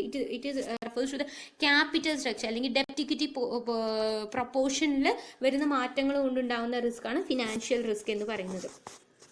അടുത്തത് ലിക്വിഡിറ്റി റിസ്ക്. ലിക്വിഡിറ്റി അല്ലെങ്കിൽ മാർക്കറ്റബിലിറ്റി റിസ്ക് എന്ന് പറയുന്നത് നമ്മൾ പറഞ്ഞില്ലേ, അതെന്താണ്, ആ കാര്യം എന്താണ്? നമുക്ക് ഈസി ആയിട്ട് ഒരു ഇൻവെസ്റ്റ്മെന്റിനെ ക്യാഷായി കൺവേർട്ട് ചെയ്യാൻ പറ്റണം വിത്തൗട്ട് ലോസ് ഓഫ് വാല്യൂ. അതിന്റെ മൂല്യത്തിൽ ഒരു മാറ്റം വരാതെ നമുക്ക് കൺവേർട്ട് ചെയ്യാൻ പറ്റുകയാണെങ്കിൽ അതാണ് അവിടെ നമുക്ക് ലിക്വിഡിറ്റി ഉണ്ട് അല്ലെങ്കിൽ മാർക്കറ്റബിലിറ്റി ഉണ്ട് എന്ന് പറയാം. അതില്ലാത്ത അവസ്ഥകളാണ് എന്തെന്ന് പറയുന്നത് ലിക്വിഡിറ്റി റിസ്ക് എന്ന് പറയുന്നത്. Okay, it occurs when the investor is unable to meet short term ഡെപ്റ്റ് ഒബ്ലിഗേഷൻസ് മീറ്റ് ചെയ്യാൻ പറ്റാത്ത അവസ്ഥ. ഓക്കെ, ഇത് വന്നിട്ട് അങ്ങനെ ഹൈലി റേറ്റഡ് കമ്പനീസ് അല്ലെങ്കിൽ ബ്ലൂ ചിപ്പ് കമ്പനീസിനൊക്കെ ഈസി ആയിട്ട് നമുക്ക് എന്ത് ചെയ്യാൻ പറ്റും, ഷെയർസോ അതിൻ്റെ സെക്യൂരിറ്റീസ് ഒക്കെ നമുക്ക് ഈസി ആയിട്ട് എന്ത് ചെയ്യാൻ പറ്റും, മാർക്കറ്റ് ചെയ്യാൻ പറ്റും. പക്ഷെ ചില കമ്പനീസ് അല്ലെങ്കിൽ അത്ര അണ്ടർ പെർഫോമിംഗ് കമ്പനീസിനൊക്കെ ആയിരിക്കും ഈ ഒരു റിസ്ക് കൂടുതലായിട്ടും, അവിടുത്തെ സെക്യൂരിറ്റീസിനായിരിക്കും ഈ ഒരു റിസ്ക് കൂടുതൽ ഉണ്ടാവുക. ഓക്കെ, അപ്പോൾ ഇതൊക്കെയാണ് റിസ്കിനെ കുറിച്ച് പറയാനുള്ളത്. അടുത്ത നമ്മുടെ ഇമ്പോർട്ടൻ്റ് ആയിട്ടുള്ളൊരു കോൺസെപ്റ്റ് ആണ് റിട്ടേൺ എന്ന് പറയുന്നത്. റിട്ടേൺ എന്ന് പറയുന്നത് നമ്മുടെ പൈസ നമ്മൾ ഒരു സ്ഥലത്ത് കമ്മിറ്റ് ചെയ്യുന്നതിന് നമുക്ക് കിട്ടേണ്ട റിവാർഡ്, അതാണ് റിട്ടേൺ എന്ന് പറയുന്നത്. It might be in the form of income, capital appreciation or positive hedge against inflation. Income നമ്മൾ പറഞ്ഞു 100 രൂപ ഇൻവെസ്റ്റ് ചെയ്തു, 10% ആണ് റേറ്റ് ഓഫ് ഇൻട്രസ്റ്റ്. അപ്പോൾ 100 ഇൻറ്റു 10% ചെയ്യുമ്പോൾ 10 റുപ്പീസ്, അതാണ് നമ്മുടെ ഇൻകം എന്ന് പറയുന്നത്. ക്യാപിറ്റൽ അപ്രിസിയേഷൻ എന്ന് പറയുന്നത് 100 രൂപ ഈ വർഷം ഇൻവെസ്റ്റ് ചെയ്തു, അടുത്ത വർഷം അത് 110 രൂപയായി. അപ്പോൾ ഈ 100 110 തമ്മിൽ വ്യത്യാസം എത്രയാണ്? 10 രൂപ. അതാണ് ക്യാപിറ്റൽ അപ്രിസിയേഷൻ എന്ന് പറയുന്നത്. ഓക്കെ, ഇൻഫ്ലേഷൻ എഗെയിൻസ്റ്റ് ഒരു പോസിറ്റീവ് ഹെഡ്ജ് കൂടുകയാണ് നമ്മുടെ ഇൻവെസ്റ്റ്മെന്റിന്റെ വാല്യൂ എന്നുണ്ടെങ്കിൽ അതും റിട്ടേൺ തന്നെയാണ് വരിക. ഓക്കെ, അപ്പോൾ ഇൻവെസ്റ്റ്മെന്റ് നമുക്ക് ഇങ്ങനെ പറയാം, ഈൽഡ് പ്ലസ് ക്യാപിറ്റൽ അപ്രിസിയേഷൻ എന്ന് പറയാം. ഓക്കെ, ക്യാപിറ്റൽ അപ്രിസിയേഷൻ അതിന്റെ സെയിൽ പ്രൈസും പർച്ചേസ് പ്രൈസും തമ്മിലുള്ള ഡിഫറൻസ് ആണ്. ഡിവിഡൻഡ് അല്ലെങ്കിൽ ഇൻട്രസ്റ്റ് ആണ് അതിന്റെ ഒരു ഇൻവെസ്റ്റ്മെന്റിന്റെ ഈൽഡ് എന്ന് പറയുന്നത്. ഓക്കെ, ഇനി റിസ്കിനെ കുറിച്ച് നമ്മൾ പറഞ്ഞു കുറേ കാര്യങ്ങൾ. അതിനെ മെഷർ ചെയ്യാൻ വേണ്ടിയിട്ട് നമ്മൾ ഉപയോഗിക്കുന്ന 2 ടൂൾസ് ആണ് സ്റ്റാൻഡേർഡ് ഡീവിയേഷനും ബീറ്റയും. ഓക്കെ, സ്റ്റാൻഡേർഡ് ഡീവിയേഷനിൽ നമ്മൾ പറയുന്ന റിസ്ക് എന്ന് പറയുന്നത് ഡിസ്പേർഷൻ ഓഫ് എ വേരിയബിൾ ആണ്. അതായത് വേരിയബിളിന്റെ റിട്ടേണിൽ ഉണ്ടാവുന്ന ആ ഒരു ഡിസ്പേർഷനെയാണ് നമ്മൾ സ്റ്റാൻഡേർഡ് ഡീവിയേഷൻ റിസ്ക് എന്ന് പറയുന്നത്. അപ്പോൾ അത് മെഷർ ചെയ്യാൻ സ്റ്റാൻഡേർഡ് ഡീവിയേഷൻ നമുക്ക് ഉപയോഗിക്കാം. സ്റ്റാൻഡേർഡ് ഡീവിയേഷൻ പറയുന്നത് എന്താണ്? അതിന്റെ മീനിൽ നിന്നും കുറേ വേരിയബിൾസ് ഉണ്ട്. അപ്പോൾ അതിന്റെ മീനിൽ നിന്നും ആ വാല്യൂ ഓഫ് വേരിയബിൾസിന് ചേഞ്ച് വരാനുള്ള ആ ഒരു ഇതിനെയാണ് ഡീവിയേറ്റ് ചെയ്യാനുള്ള സാധ്യതയാണ് നമ്മൾ സ്റ്റാൻഡേർഡ് ഡീവിയേഷൻ എന്ന് പറയുന്നത്. ഓക്കെ, അപ്പോൾ ആ സ്റ്റാൻഡേർഡ് ഡീവിയേഷൻ വെച്ച് നമുക്ക് മെഷർ ചെയ്യാം. അപ്പോൾ സ്റ്റാൻഡേർഡ് ഡീവിയേഷന്റെ സ്ക്വയർ ആണ് എന്തെന്ന് പറയുന്നത് വേരിയൻസ് എന്ന് പറയുന്നത്. ഓക്കെ, അപ്പോൾ അതും നമുക്ക് ഉപയോഗിക്കാവുന്നതാണ്. പിന്നെ കോയിഫിഷ്യന്റ് ഓഫ് വേരിയേഷൻ ഉണ്ട്. വേറൊരു രീതിക്ക് നമുക്ക് റിലേറ്റീവ് ആയിട്ട് ഏതാണ് ഏറ്റവും കൂടുതൽ. ഇപ്പോൾ സ്റ്റാൻഡേർഡ് ഡീവിയേഷൻ എന്ന് പറയുന്നത് ഒരു അബ്സല്യൂട്ട് മെഷറാണ്, അതുകൊണ്ട് നമുക്ക് കമ്പാരിസണിന് കുറച്ച് ബുദ്ധിമുട്ടുണ്ടാവും. ഓക്കെ, പക്ഷെ അതിനെ തന്നെ നമ്മളൊരു റിലേറ്റീവ് ടേംസിൽ പറയുകയാണ് എന്നുണ്ടെങ്കിൽ അതിനാണ് കോയിഫിഷ്യന്റ് ഓഫ് വേരിയേഷൻ എന്ന് പറയുന്നത്. സ്റ്റാൻഡേർഡ് ഡീവിയേഷൻ ബൈ ആ പെർട്ടിക്കുലർ മീന് ചെയ്ത കോയിഫിഷ്യന്റ് ഓഫ് വേരിയേഷൻ കിട്ടും. അപ്പോൾ അതിന് ഈസി ആയിട്ട് നമുക്ക് ഏതാണ് കോയിഫിഷ്യന്റ് ഓഫ് വേരിയേഷൻ കുറവുള്ളത്, റിസ്ക് കുറവുള്ളത്, കോയിഫിഷ്യന്റ് ഓഫ് വേരിയേഷൻ കൂടുതലുള്ളത്, റിസ്ക് കൂടുതലുള്ളത്. അതേമാതിരി സ്റ്റാൻഡേർഡ് ഡീവിയേഷൻ ആണെങ്കിൽ അങ്ങനെ തന്നെയാണ്. കുറവ് സ്റ്റാൻഡേർഡ് ഡീവിയേഷൻ ഉണ്ടെങ്കിൽ ആ വ്യത്യാസം വരാൻ റിട്ടേൺ നമ്മൾ എക്സ്പെക്റ്റഡും ആക്ച്വലും തമ്മിൽ വ്യത്യാസം വരാനുള്ള സാധ്യത എന്ന് പറയുന്നത് കുറവാണ് എന്നാണ് മനസ്സിലാക്കുന്നത്. ഓക്കെ, സ്റ്റാൻഡേർഡ് ഡീവിയേഷൻ കൂടുതലാണെങ്കിൽ ആ വ്യത്യാസം കൂടും, അതിനനുസരിച്ച് റിസ്ക് കൂടും. ഓക്കെ, ഇതാണ് സ്റ്റാൻഡേർഡ് ഡീവിയേഷനെ കുറിച്ച് പറയാനുള്ളത്. നെക്സ്റ്റ് എന്ന് പറയുന്നത് ബീറ്റയാണ്. ബീറ്റ എന്ന് പറയുന്നത് സിസ്റ്റമാറ്റിക് റിസ്ക്, ഒരു സെക്യൂരിറ്റിന്റെ സിസ്റ്റമാറ്റിക് റിസ്ക് മെഷർ ചെയ്യാനുള്ള ഒരു ഇതാണ് ബീറ്റ എന്ന് പറയുന്നത്.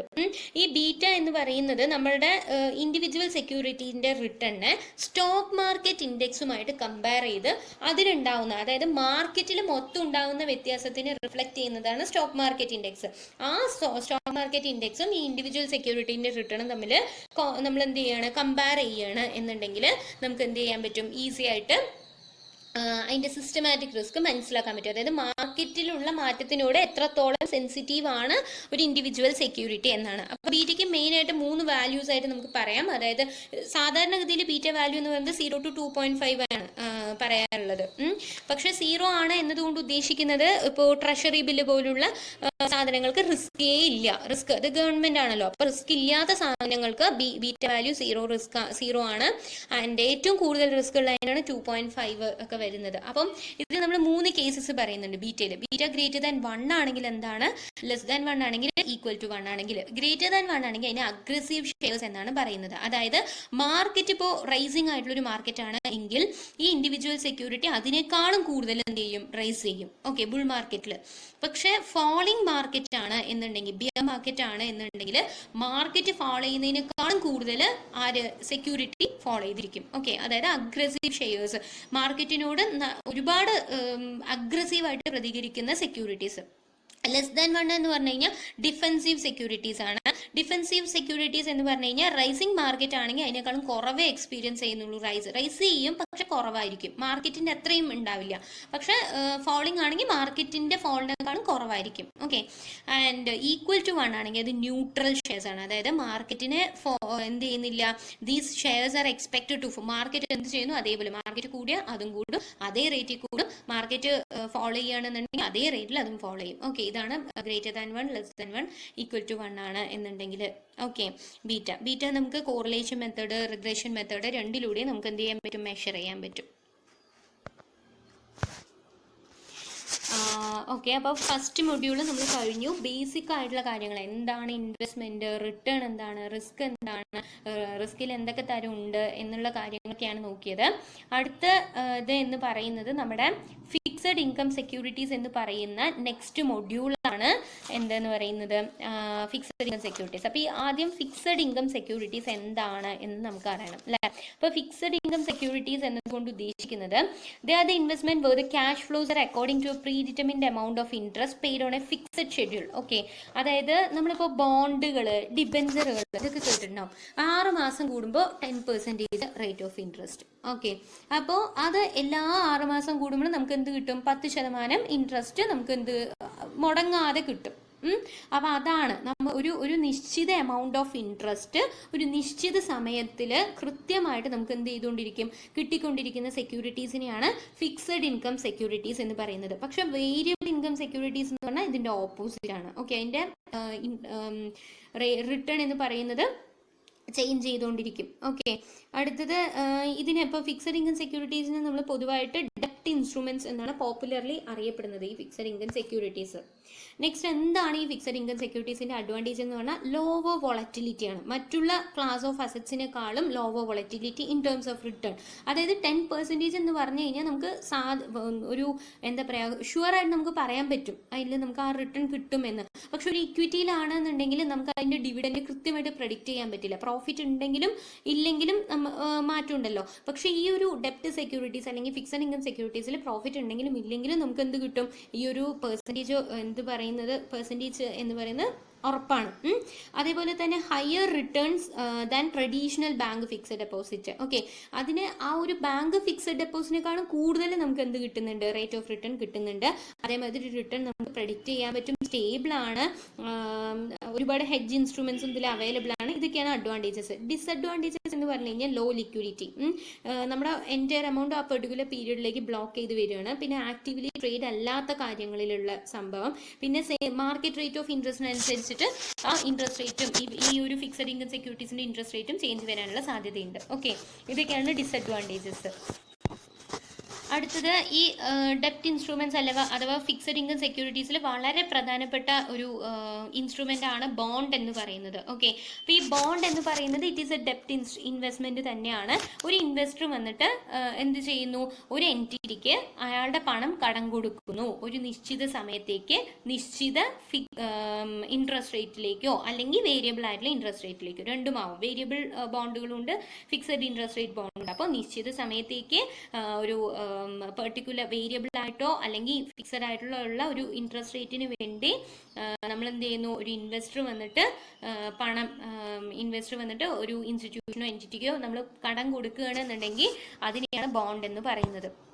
അപ്പോൾ ബോണ്ട് എങ്ങനെയാണ് വർക്ക് ചെയ്യണമെന്ന് പറഞ്ഞു കഴിഞ്ഞാൽ, ബോണ്ട് ഇഷ്യൂ ചെയ്യുന്നത് ഗവൺമെന്റിനും ഇഷ്യൂ ചെയ്യാം, കോർപ്പറേഷൻസ് അതായത് മറ്റുള്ള സ്ഥാപനങ്ങൾക്കും ഇഷ്യൂ ചെയ്യാം. അത് നിശ്ചിത സമയത്തേക്ക് ഇഷ്യൂ ചെയ്യുന്നു. ആൻഡ് അതിൽ ഇൻട്രസ്റ്റ് റേറ്റ് ബാധകമാണ്. ആൻഡ് ആ കൃത്യമായിട്ട് മെച്യൂരിറ്റി ഡേറ്റിൽ അതെന്ത് ചെയ്യുന്നു, റിട്ടേൺ ചെയ്യുന്നു. ഓക്കെ, അതും ചിലപ്പോൾ ഡിപ്പെൻഡ് ആണ്. ഓക്കെ, ഓരോരോ സാധനങ്ങൾക്ക് അനുസരിച്ച് ഇങ്ങനെയാണ് ബോണ്ട് വർക്ക് ചെയ്യുന്നത്. നെക്സ്റ്റ്, ബോണ്ടുമായി ബന്ധപ്പെട്ട ടെർമിനോളജീസ് എന്തൊക്കെയാണെന്ന് വെച്ച് കഴിഞ്ഞാൽ, ബോണ്ടിലെ ഫേസ് വാല്യൂ, അതായത് the price of a bond when first issue, ആദ്യമായിട്ട് നമ്മൾ എത്ര മുഖവില എന്ന് പറയില്ലേ, നമ്മൾ ആദ്യമേ ഇഷ്യൂ ചെയ്യുന്ന അതിൻ്റെ റേറ്റ് ആണ്. ഇപ്പോൾ ഒരു 100 രൂപയാണ് എന്നുണ്ടെങ്കിൽ ഫേസ് വാല്യൂസ് ഒക്കെ സാധാരണ 10 മൾട്ടിപ്പിൾസ് ആയിട്ടായിരിക്കും ഉണ്ടാവുക ഫേസ് വാല്യൂ ഫസ്റ്റ് ഇഷ്യൂ ചെയ്യുന്ന പ്രൈസ്. അടുത്തത് coupon rate, interest rate. Okay, അവർ ഇന്ന ശതമാനം തരാം ഇൻട്രസ്റ്റ് എന്ന് പറയുന്ന ആ ഫിക്സഡ് പെർസെന്റ്, അതാണ് കൂപ്പൺ റേറ്റ് എന്ന് പറയുന്നത്. അടുത്തത് മെച്യൂരിറ്റി. മെച്യൂരിറ്റി എന്ന് പറയുന്നത് എപ്പോഴാണ് നമ്മൾ തിരിച്ചു കൊടുക്കേണ്ടത്, ആ സമയത്തിനെയാണ്. ഒരു ഇപ്പോൾ 5 ഇയർ ബോണ്ട്, 10 ഇയർ ബോണ്ട്, അപ്പോൾ 10 വർഷത്തിന് ശേഷം തിരിച്ചു കൊടുക്കണം. 10 വർഷമാണ് അതിന്റെ മെച്യൂരിറ്റി. അടുത്തത് call provisions. Some bonds contain a provision which enables the issuer to buy the bond back from the bond holder at a pre-specified date. അതായത് ഒരു നിശ്ചിത മുൻകൂട്ടി നിശ്ചയിച്ച വിലയ്ക്ക് ബോണ്ട് കൈവശമുള്ള ആളിൽ നിന്നും തിരിച്ചു വാങ്ങിക്കാം എന്ന് പറഞ്ഞ് ഇഷ്യൂ ചെയ്യുന്ന ബോണ്ടുകളെയാണ് കോൾ പ്രൊവിഷൻസ് ഉള്ള ബോണ്ട് എന്ന് പറയുന്നത്. ഓക്കെ, ഇനി പുട്ട് പ്രൊവിഷൻസ് ഉള്ള ബോണ്ട് എന്ന് പറഞ്ഞാൽ some bonds contain a provision due to which the buyer can sell the bond at a prespecified price before its maturity. അതിന്റെ മെച്യൂരിറ്റി ഡേറ്റ് ആവുന്നതിന് മുമ്പേ കൈവശം വെച്ചിരിക്കുന്ന ആൾക്ക് ഒരു നിശ്ചിത വിലയ്ക്ക് ഈ ബോണ്ട് വിൽക്കാം എന്ന് പറയുന്ന ഒരു ക്ലോസ് ഉണ്ടെങ്കിൽ അതാണ് പുട്ട് പ്രൊവിഷൻ അകത്ത് വരുന്നത്. അടുത്തത് ആരാണ് ബോണ്ട് ഇഷ്യൂ ചെയ്യുന്നത്? ഒന്ന് കോർപ്പറേറ്റ് ബോണ്ടുകൾ. അതാരാ ഇഷ്യൂ ചെയ്യുക? കമ്പനികളായിരിക്കും ഇഷ്യൂ ചെയ്യുക. ഗവൺമെന്റിനെക്കാളും കുറച്ച് റിസ്ക് കൂടുതലാണ്. Municipal bond. Municipal bond state, അതായത് സർക്കാർ അവരോ അല്ലെങ്കിൽ മുനിസിപ്പാലിറ്റീസോ ഒക്കെ ആയിരിക്കും ഓഫർ ചെയ്യുക. Tax free coupon income resident ഇട്ടുള്ള ആ ഒരു ഇതിലുള്ള റെസിഡൻസിന് ടാക്സ് ഫ്രീ കൂപ്പൺ ഉള്ള സെക്യൂരിറ്റീസ് ഒക്കെ ഇഷ്യൂ ചെയ്യാറുണ്ട്. പിന്നെ US ട്രഷറി ബോണ്ട്. ഇത് 1 മുതൽ 10 വർഷത്തിൽ more than 1 to 10 years to maturity വരാനുള്ള സാധ്യതയുണ്ട്. പക്ഷെ ബില്ലിൽ നിന്ന് ലെസ് ദാൻ 1 ഇയർ മെച്യൂരിറ്റി ഉള്ളതും രണ്ടും ഉണ്ട് എന്നാണ് പറയുന്നത്. ഓക്കെ, ആൻഡ് പിന്നെ ട്രഷറീസ് എന്നാണ് നമ്മൾ സാധാരണഗതിയിൽ പറയുന്നത്. അടുത്തത് വെറൈറ്റീസ് ഓഫ് ബോണ്ട് ആണ്, ഏതൊക്കെ തരം ഉണ്ട് എന്നുള്ളത്. Convertible bond. കൺവേർട്ടബിൾ ബോണ്ട് എന്ന് പറഞ്ഞു കഴിഞ്ഞാൽ നമുക്ക് ഷെയർ ആയിട്ട് ഈസി ആയിട്ട് കൺവേർട്ട് ചെയ്യാൻ പറ്റുന്ന ബോണ്ടുകളാണ്. ഒരു ഫിക്സഡ് റേഷ്യോയിൽ നമുക്ക് കൺവേർട്ട് ചെയ്യാൻ പറ്റുന്നതാണ് കൺവേർട്ടബിൾ ബോണ്ട്. കോളബിൾ ബോണ്ട് എന്ന് പറഞ്ഞാൽ നമ്മൾ പറഞ്ഞു മെച്യൂരിറ്റി ഡേറ്റിന് മുമ്പ് കോൾ ബാക്ക് ബോണ്ട് തിരിച്ച് വിളിക്കാനുള്ള ഒരു പ്രൊവിഷൻ ഉണ്ടെങ്കിൽ അതാണ് കോളബിൾ ബോണ്ട്. സെക്യൂർഡ് ബോണ്ട് എന്ന് പറഞ്ഞു കഴിഞ്ഞാൽ ഇവർക്ക് സെക്യൂരിറ്റി ഉണ്ട്. ആ ബോണ്ടിന് ഒരു കൊലാട്രലായിട്ട് റിയൽ എസ്റ്റേറ്റോ അല്ലെങ്കിൽ മറ്റുള്ള എസ്റ്റേറ്റോ ആരാണോ ഇഷ്യൂ ചെയ്യുന്നത് അവരുടെ ആ ഒരു സംഭവങ്ങളുടെ മേലെ ചാർജ് ഉണ്ടാവും. ഓക്കെ, ദെൻ എക്സ്റ്റെൻഡിബിൾ ഓർ റീട്രേസബിൾ ബോണ്ട്സ് എന്ന് പറഞ്ഞു കഴിഞ്ഞാൽ അവർക്ക് ഫിക്സഡ് മെച്യൂരിറ്റി ഡേറ്റ് ഇല്ല, നമുക്ക് എന്ത് ചെയ്യാൻ പറ്റും? എക്സ്റ്റെൻഡ് ചെയ്യാൻ പറ്റും. ഓക്കെ, അല്ലെങ്കിൽ ബയർ ഡിമാൻഡ് ചെയ്യുന്നവരേക്കും ചെയ്യാൻ പറ്റും.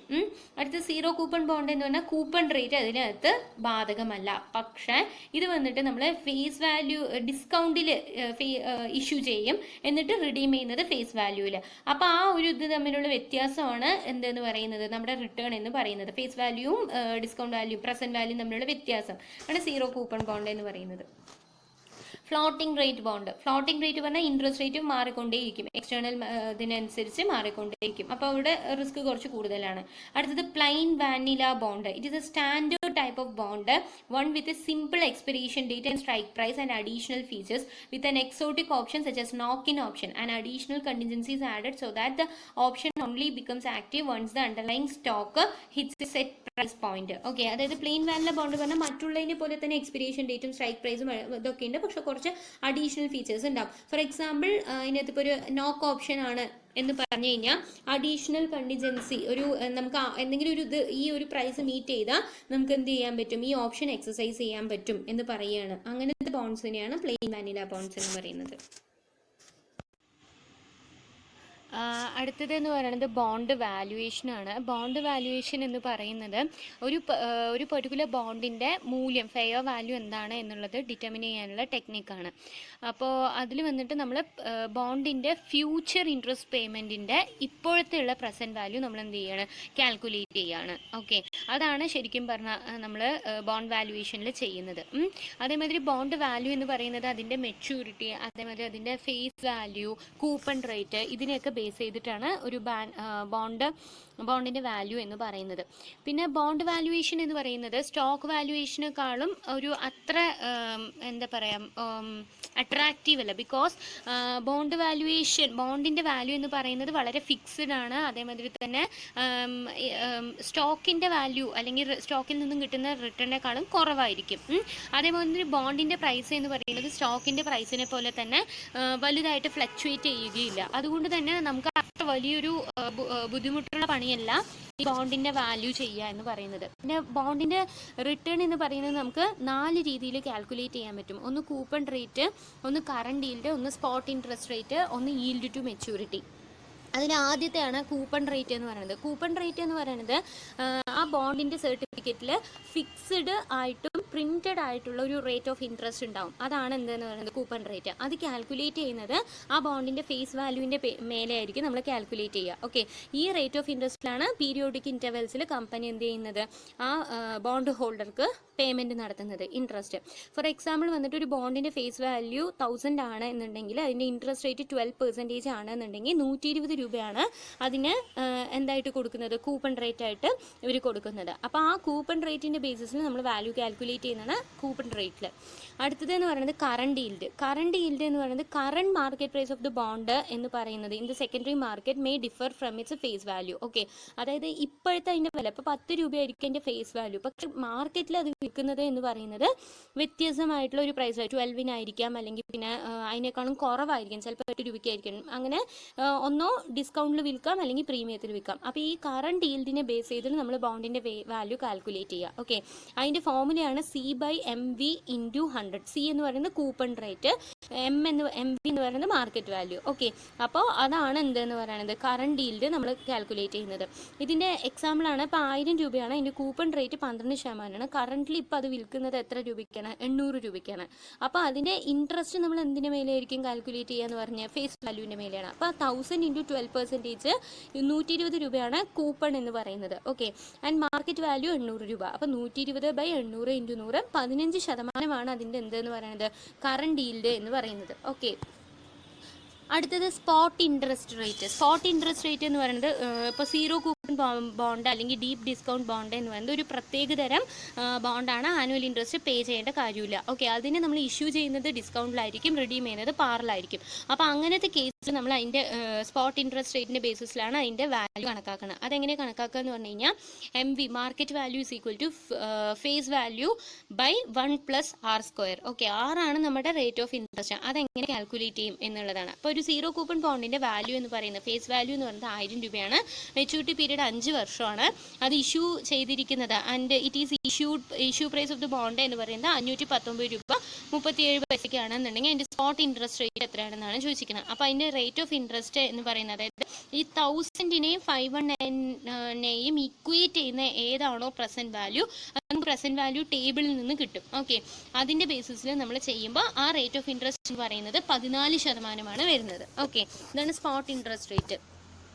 അടുത്തത് yield to maturity. Yield to maturity വളരെ പോപ്പുലർ ആയിട്ടുള്ള ഒരു മെത്തേഡ്, ബോണ്ട് വാല്യൂവേഷൻ മെത്തേഡാണ്. It is a rate of return that an investor is expected to earn on an annualised basis expressed in percentage terms from a bond purchased at the current market price and held till maturity.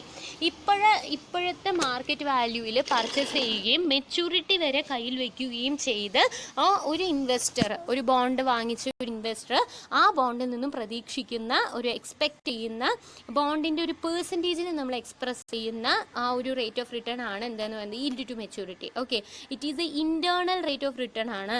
Okay, maturity വരെ വെച്ചാൽ നമുക്ക് എന്ത് കിട്ടും, അതാണ് yield to maturity. അപ്പോൾ yield to maturity നമ്മൾ calculate ചെയ്യുന്നത് C പറയുന്നത് കൂപ്പൺ ആണ്. Coupon plus face value minus market value by N, എത്ര കാലമാണ് നമ്മൾ വെക്കുന്നത്, number of period holding, by FP, അതായത് face value plus market value divided by 2 ആണ്. അപ്പോൾ അതിനൊരു പ്രോബ്ലം തന്നിട്ടുണ്ട്. 1000 രൂപയാണ് ഒരു ബോണ്ടിൻ്റെ ഫേസ് വാല്യൂ, അതിൻ്റെ കൂപ്പൺ റേറ്റ് ഓഫ് ഇൻട്രസ്റ്റ് 15%. ഇപ്പോൾ അത് അവൈലബിൾ ആയിട്ടുള്ളത് 900 ആണ്. അതായത് അതിൻ്റെ മാർക്കറ്റ് പ്രൈസ് എന്ന് പറയുന്നത് 5 വർഷം വരെ നമ്മളത് കയ്യിൽ വെക്കുകയാണ് എന്നുണ്ടെങ്കിൽ അതിൻ്റെ റിഡീം ചെയ്യുന്നത് പാറിലാണ്. അങ്ങനെയാണെങ്കിൽ അതിൻ്റെ WYTM കണക്കാക്കാനാണ് പറഞ്ഞിരിക്കുന്നത്. അപ്പോൾ എല്ലാം വ്യക്തമാണ്. Market price 900, face value 1000, coupon rate 1000-ൻ്റെ 15%, അതായത് 150, N എന്ന് പറയുന്നത് 5. ജസ്റ്റ് ആ ഫോർമുലയിൽ നമ്മൾ എന്ത് ചെയ്ത് കൊടുക്കുക, ഈ വാല്യൂസ് ഒക്കെ സബ്സ്റ്റിറ്റ്യൂട്ട് ചെയ്ത് കൊടുത്താൽ നമുക്ക് എത്ര കിട്ടും, 17.89% എന്ന് കിട്ടും. ഓക്കെ, അപ്പോൾ ഇത്രയും മെത്തേഡ്സ് ആണ്. ഇപ്പം നമ്മൾ 4 മെത്തേഡ് നോക്കി. എന്തൊക്കെയായിരുന്നു? Current yield, coupon rate, spot interest rate and yield to maturity. ഇതാണ് വാല്യുവേഷൻ ഓഫ് ബോണ്ടിൽ വരുന്ന കാര്യങ്ങൾ. ഓക്കെ, ദെൻ എന്താണ് നമ്മൾ അടുത്തത് നോക്കുന്നത് risk of investing in a ബോണ്ടാണ്. അതായത് ഒരു ബോണ്ടിൽ ഇൻവെസ്റ്റ് ചെയ്യുമ്പോൾ നമുക്ക് ഉണ്ടാവുന്ന റിസ്ക് എന്തൊക്കെയാണ്. നമ്മൾ സാധാരണഗതിയിലുള്ള റിസ്ക് ഒക്കെ നമ്മൾ പഠിച്ചു അല്ലേ. അതേ റിസ്ക് ഒക്കെ തന്നെയാണ് പറയുന്നത്. Interest rate risk, reinvestment risk, call risk, default risk, inflation risk, liquidity risk. Next നമ്മൾ കഴിഞ്ഞു നമ്മുടെ ബോണ്ട് സെക്കൻഡ് മൊഡ്യൂൾ കഴിഞ്ഞിരിക്കുകയാണ്, ഫിക്സഡ് ഇൻകം സെക്യൂരിറ്റീസ്. അത് കഴിഞ്ഞ് അടുത്ത മൊഡ്യൂളാണ് അപ്രോച്ചസ് ടു സെക്യൂരിറ്റി അനാലിസിസ് എന്ന് പറയുന്നത്. അപ്പോൾ എന്താണ് സെക്യൂരിറ്റി അനാലിസിസ്? സെക്യൂരിറ്റി അനാലിസിസ് എന്ന് പറയുന്നത് നമ്മൾ പറഞ്ഞു റിസ്ക് എന്താണ്, റിട്ടേൺ എന്താണ് എന്നൊക്കെ പറഞ്ഞു. അപ്പോൾ നമ്മൾ ഒരു സെക്യൂരിറ്റിയിൽ ഇൻവെസ്റ്റ് ചെയ്യുന്നതിന് മുൻപ് അല്ലെങ്കിൽ നമ്മൾ പോർട്ട്ഫോളിയോ ക്രിയേറ്റ് ചെയ്യുന്നതിന് മുമ്പ്, പോർട്ട്ഫോളിയോ മാനേജ്മെൻറ്റിൻ്റെ ഫസ്റ്റ് സ്റ്റെപ്പാണ് സെക്യൂരിറ്റി അനാലിസിസ് എന്ന് പറയുന്നത്. അപ്പോൾ നമ്മൾ ഇൻവെസ്റ്റ് ചെയ്യുന്നതിന് മുമ്പ് ഓരോ ഇൻഡിവിജ്വൽ സെക്യൂരിറ്റീൻ്റെയും റിട്ടേണും റിസ്ക്കും നമ്മൾ എന്ത് ചെയ്യാണ്, അനലൈസ് ചെയ്യാണ്. ഓക്കെ, അതാണ് സെക്യൂരിറ്റി അനാലിസിസ് എന്ന് പറയുന്നത്. അപ്പോൾ ഈ സെക്യൂരിറ്റി അനാലിസിസിന് രണ്ട് അപ്രോച്ചാണ് പ്രധാനമായിട്ടുള്ളത്. ഒന്ന് ഫണ്ടമെൻ്റൽ അനാലിസിസും ഒന്ന് ടെക്നിക്കൽ അനാലിസിസും. ഓക്കെ, അതിൽ ആദ്യത്തെയാണ് ഫണ്ടമെൻ്റൽ അനാലിസിസ് എന്ന് പറയുന്നത്. അപ്പോൾ ഫണ്ടമെൻ്റൽ അനാലിസിസ് എന്ന് പറയുന്നത് ഒരു കമ്പനീൻ്റെ പെർഫോമൻസിനെ എഫക്റ്റ് ചെയ്യുന്ന ഏറ്റവും ഫണ്ടമെൻ്റൽ ആയിട്ടുള്ള കാര്യങ്ങളുണ്ട്. ഓക്കെ, ആ ഫണ്ടമെൻ്റൽ ആയിട്ടുള്ള കാര്യങ്ങളെ നമ്മൾ എന്ത് ചെയ്യണം, അനലൈസ് ചെയ്യുക. എന്നതിലൂടെ നമ്മൾ എന്ത് ചെയ്യുന്നു, ഫ്യൂച്ചറിനെ പ്രെഡിക്റ്റ് ചെയ്യുക. അതാണ് ഈ ഫണ്ടമെൻ്റൽ അനാലിസിസിൽ ചെയ്യുന്നത്. ഓക്കെ, വളരെ ലോജിക്കായിട്ടും സിസ്റ്റമാറ്റിക്കലായിട്ടുള്ള ഒരു അപ്രോച്ചാണ്. നമ്മൾ എന്ത് ചെയ്യണം, ഇപ്പോഴത്തെ നമുക്ക് ആ കമ്പനീനെ കുറിച്ച് അറിയാവുന്ന ഇൻഫർമേഷൻസ് വെച്ചുകൊണ്ട് ഫ്യൂച്ചറിൽ ഡിവിഡൻസും ഷെയർ പ്രൈസിനെ നമ്മൾ പ്രെഡിക്റ്റ് ചെയ്യുകയാണ് ചെയ്യുന്നത്. ഓക്കെ, ഇതാണ് എന്തെന്ന് പറയുന്നത് ഫണ്ടമെൻ്റൽ അനാലിസിസ് എന്ന് പറയുന്നത്. ആൻഡ് ഈ ഫണ്ടമെൻ്റൽ അനാലിസിസിൽ നമ്മൾ ഇൻട്രിൻസിക് വാല്യൂ എന്നുള്ളൊരു ടേം ഉണ്ട്. ഓക്കെ, ആ ഇൻട്രിൻസിക് വാല്യൂവിനെ നമ്മൾ എന്തുമായി മാച്ച് ചെയ്യണം, മാർക്കറ്റ് പ്രൈസ് ഓഫ് ദാറ്റ് സെക്യൂരിറ്റിയുമായിട്ട് കമ്പയർ ചെയ്തിട്ടാണ് നമ്മൾ തീരുമാനങ്ങൾ എടുക്കുന്നത്. അപ്പോൾ ഇൻട്രിൻസിക് വാല്യൂ എന്ന് പറയുന്നത് എന്താണ്? ഇൻട്രിൻസിക് വാല്യൂ എന്ന് പറയുന്നത് it is A measure of what an asset is worth. Actually ആ അസറ്റിൻ്റെ മൂല്യം എന്താണ് എന്നുള്ളതാണ്. ഓക്കെ, അപ്പോൾ ഓരോ ഷെയറും അതിൻ്റെ എക്കണോമിക് വർത്ത്, അതായത് ഇപ്പോഴത്തെ പ്രസൻറ്റ് ആൻഡ് ഫ്യൂച്ചർ ഏർണിംഗ് കപ്പാസിറ്റീൻ്റെ ബേസിസിൽ നമുക്ക് എന്തുണ്ടാവും, എല്ലാ അസറ്റിനും ഒരു വർത്ത് ഉണ്ട്. ആ വർത്താണ് ഇൻട്രിൻസിക് വാല്യൂ എന്ന് പറയുന്നത്. ഇതിനെ തന്നെയാണ് നമ്മൾ എന്തെന്ന് പറയുന്നത്, ഫണ്ടമെൻ്റൽ വാല്യൂ എന്ന് പറയുന്നത്. ഓക്കെ, അപ്പോൾ ഈ ഇൻട്രിൻസിക് വാല്യൂവിൻ്റെ ബേസിസിൽ നമ്മൾ എങ്ങനെ തീരുമാനം എടുക്കുക എന്ന് പറഞ്ഞു കഴിഞ്ഞാൽ, ഇപ്പോൾ കറൻറ്റ് മാർക്കറ്റ് പ്രൈസും ഞാൻ പറഞ്ഞു കറൻറ്റ് മാർക്കറ്റ് പ്രൈസും ഇൻട്രിൻസിക് വാല്യൂ നമ്മൾ കമ്പയർ ചെയ്യണം. ഇൻട്രിൻസിക് വാല്യൂ നമ്മൾ ഫണ്ടമെൻ്റൽസ് വെച്ച് നമ്മൾ കാൽക്കുലേറ്റ് ചെയ്യണം ആ ഇൻട്രിൻസിക് വാല്യൂ. അപ്പോൾ ഈ മാർക്കറ്റ് പ്രൈസ് എന്ന് പറയുന്നത് ഇൻട്രിൻസിക് വാല്യൂവിനേക്കാളും കുറവാണ് എന്നുണ്ടെങ്കിൽ അണ്ടർ പ്രൈസ്ഡ് ആണ്, അതായത് വില കുറവാണ്, അതായത് ഫ്യൂച്ചറിൽ വില കൂടാൻ സാധ്യതയുണ്ട്. അപ്പോൾ നമുക്കത് എന്ത് ചെയ്യാം, പർച്ചേസ് ചെയ്യാം അല്ലെങ്കിൽ ബൈ ചെയ്യാം. ഓക്കെ, പക്ഷേ ഓപ്പോസിറ്റ് ആണ്. ഇപ്പോൾ കറൻറ്റ് മാർക്കറ്റ് പ്രൈസ് എന്ന് പറയുന്നത് കാൽക്കുലേറ്റ് ചെയ്ത് ഇൻട്രിൻസിക് വാല്യൂവിനേക്കാളും കുറവാണ് എന്നുണ്ടെങ്കിൽ ഓവർ പ്രൈസ്ഡ് ആണ് ആ സെക്യൂരിറ്റി. അതുകൊണ്ട് നമ്മൾ വിൽക്കുന്നതായിരിക്കും അതെന്താണ് നല്ലത്. കാരണം ആക്ച്വൽ ഇൻട്രിൻസിക് വാല്യൂവിൽ മാർക്കറ്റ് പ്രൈസ് എത്തും. ഓക്കെ, അപ്പോൾ നമുക്ക് നഷ്ടമായിരിക്കും ഉണ്ടാവുക. അപ്പോൾ നമ്മുടെ കയ്യിലുള്ളത് ഇപ്പോൾ കൂടുതലാണ് മാർക്കറ്റിൽ വില നമ്മളുടെ ആക്ച്വൽ കയ്യിലുള്ളതിനേക്കാളും, അപ്പോൾ വിൽക്കുന്നതായിരിക്കും നല്ലത്. അതാണ് ഈ ഇൻട്രിൻസിക് വാല്യൂവിനെ ബേസ് ചെയ്തിട്ടുള്ള ഡിസിഷൻ എന്ന് പറയുന്നത്. അപ്പോൾ കറൻറ്റ് മാർക്കറ്റ് പ്രൈസ് ഇൻട്രിൻസിക് വാല്യൂവിനേക്കാളും കുറവാണെങ്കിൽ അണ്ടർ പ്രൈസ്ഡ് ആണ്, ഷെയർസ് വാങ്ങിക്കുക. അതിൻ്റെ ഓപ്പോസിറ്റ് ആണെന്നുണ്ടെങ്കിൽ ഷെയർസ് വിൽക്കുക, ഓവർ പ്രൈസ്ഡ് ആണ്. അടുത്തത് EIC അനാലിസിസ് ഫ്രെയിംവർക്കാണ്. ഇപ്പോൾ നമ്മൾ ഫണ്ടമെൻ്റൽ അനാലിസിസ് എന്ന് പറഞ്ഞല്ലോ, ആ ഫണ്ടമെൻ്റൽ അനാലിസിസിന് തന്നെ നമുക്ക് അതിൻ്റെ ഫ്രെയിംവർക്ക് എന്ന് പറയുന്നത് മൂന്നായിട്ട് ഡിവൈഡ് ചെയ്യാം. ഓക്കെ, അല്ലെങ്കിൽ ഫണ്ടമെൻ്റൽ അനാലിസിസിൻ്റെ ഫണ്ടമെൻ്റൽ അനാലിസിസ് കൺസിസ്റ്റ് ചെയ്തിട്ടുള്ള മൂന്ന് കാര്യങ്ങളാണ് economic analysis, industrial analysis and company analysis. Okay, അപ്പോൾ ഈ മൂന്ന് കാര്യങ്ങളും അനലൈസ് ചെയ്യുന്നത് ഇതിനകത്തൊരു വരുന്നുണ്ട്. ഇതിൽ വന്നിട്ട് നമുക്ക് ഒന്നോ ഇക്കണോമിനെ അനലൈസ് ചെയ്ത് ഇൻഡസ്ട്രിയെ അനലൈസ് ചെയ്ത് കമ്പനിയിലേക്ക് എത്താം, അല്ലെങ്കിൽ തിരിച്ചും ചെയ്യാം. ടോപ്പ് ഡൗൺ അപ്രോച്ചും ഉണ്ട്, ബോട്ടം അപ്പ് അപ്രോച്ചും ഉണ്ട്. ശരി, രണ്ടും നമ്മൾ ചെയ്യാറുണ്ട്. പക്ഷെ കൂടുതലായിട്ടും ഉപയോഗിക്കുന്നത് എക്കണോമിയിൽ നിന്നും തുടങ്ങി കമ്പനിയിൽ അവസാനിക്കുന്നതാണ് നമ്മൾ എന്ത് ചെയ്യാറുള്ളത്, ഉപയോഗിക്കാറുള്ളത്. ഓക്കെ, അടുത്തത് അപ്പോൾ നമ്മൾ പറഞ്ഞു, അപ്പോൾ ഒരു കമ്പനീൻ്റെ എഫക്റ്റ് ചെയ്യുന്ന ഫാക്ടേഴ്സിനെ നമ്മളിപ്പോൾ പറഞ്ഞ മൂന്ന് കാര്യങ്ങളായി ഡിവൈഡ് ചെയ്യുന്നു. ഇക്കണോമി വൈഡ്, അതായത് ഇക്കണോമിയിൽ മൊത്തം ബാധകമായിട്ടുള്ള ഘടകങ്ങൾ, ഇപ്പോൾ growth rate of the economy ആയിക്കോട്ടെ, ഇൻഫ്ലേഷൻ ആയിക്കോട്ടെ, അല്ലെങ്കിൽ ഫോറിൻ എക്സ്ചേഞ്ച് ആയിക്കോട്ടെ, അങ്ങനത്തെ കാര്യങ്ങൾ വരും. അതേമാതിരി ഇൻഡസ്ട്രിയിലെ കാര്യങ്ങൾ കമ്പനീനെ എഫക്റ്റ് ചെയ്യും. അങ്ങനത്തെ കാര്യങ്ങളൊക്കെയാണ് ഇപ്പോൾ ഡിമാൻഡ് ആൻഡ് സപ്ലൈ ഗ്യാപ്പ് ആയിക്കോട്ടെ, അല്ലെങ്കിൽ സബ്സ്റ്റിറ്റ്യൂട്ട് പ്രോഡക്ട്സ് ആയിക്കോട്ടെ, അല്ലെങ്കിൽ ഗവൺമെൻറ് പോളിസിയിലുള്ള ചേഞ്ച് ആയിക്കോട്ടെ, നമ്മുടെ ഇൻഡസ്ട്രീനെ കുറിച്ചിട്ടുള്ള ഗവൺമെൻറ് പോളിസിയിലുള്ള ചേഞ്ച് ആയിക്കോട്ടെ, അങ്ങനത്തെ കാര്യങ്ങൾ വരും. അതേമാതിരി തന്നെ കമ്പനിയുമായി ബന്ധപ്പെട്ട കമ്പനിക്ക് സ്പെസിഫിക് ആയിട്ടുള്ള കാര്യങ്ങളാണ് ആ കമ്പനീൻ്റെ മാനേജ്മെൻറ്റിൻ്റെ ക്വാളിറ്റി, ബ്രാൻഡ് ഇമേജ്, നമ്മുടെ പ്രോഡക്റ്റിൻ്റെ ബ്രാൻഡ് ഇമേജ്, ലേബർ മാനേജ്മെൻറ്റ്, ഇതൊക്കെ കമ്പനി സ്പെസിഫിക് ഫാക്ടേഴ്സിൽ വരും. ഓക്കെ, അപ്പോൾ ഇത്രയും കാര്യങ്ങളാണ് ഈ ഒരു പെർഫോമൻസ് ഓഫ് കമ്പനീനെ എഫക്റ്റ് ചെയ്യുന്ന ഈ 3 ഫാക്ടേഴ്സ്. അതിൽ ഓരോ ഫാക്ടേഴ്സ് ആയിട്ടാണ് നമ്മൾ നോക്കുന്നത്. അപ്പോൾ അതിൽ ആദ്യം ഇക്കണോമിക് വേരിയബിൾ, നമ്മൾ ശ്രദ്ധിക്കേണ്ട ഇക്കണോമിക് വേരിയബിൾസ് എന്തൊക്കെയാണ് എന്നുള്ളതാണ്. അപ്പോൾ ആദ്യം വന്നിട്ട് നാഷണൽ ഇൻകത്തിൻ്റെ ഗ്രോത്ത് റേറ്റ് അതിനകത്ത് വരുന്നുണ്ട്.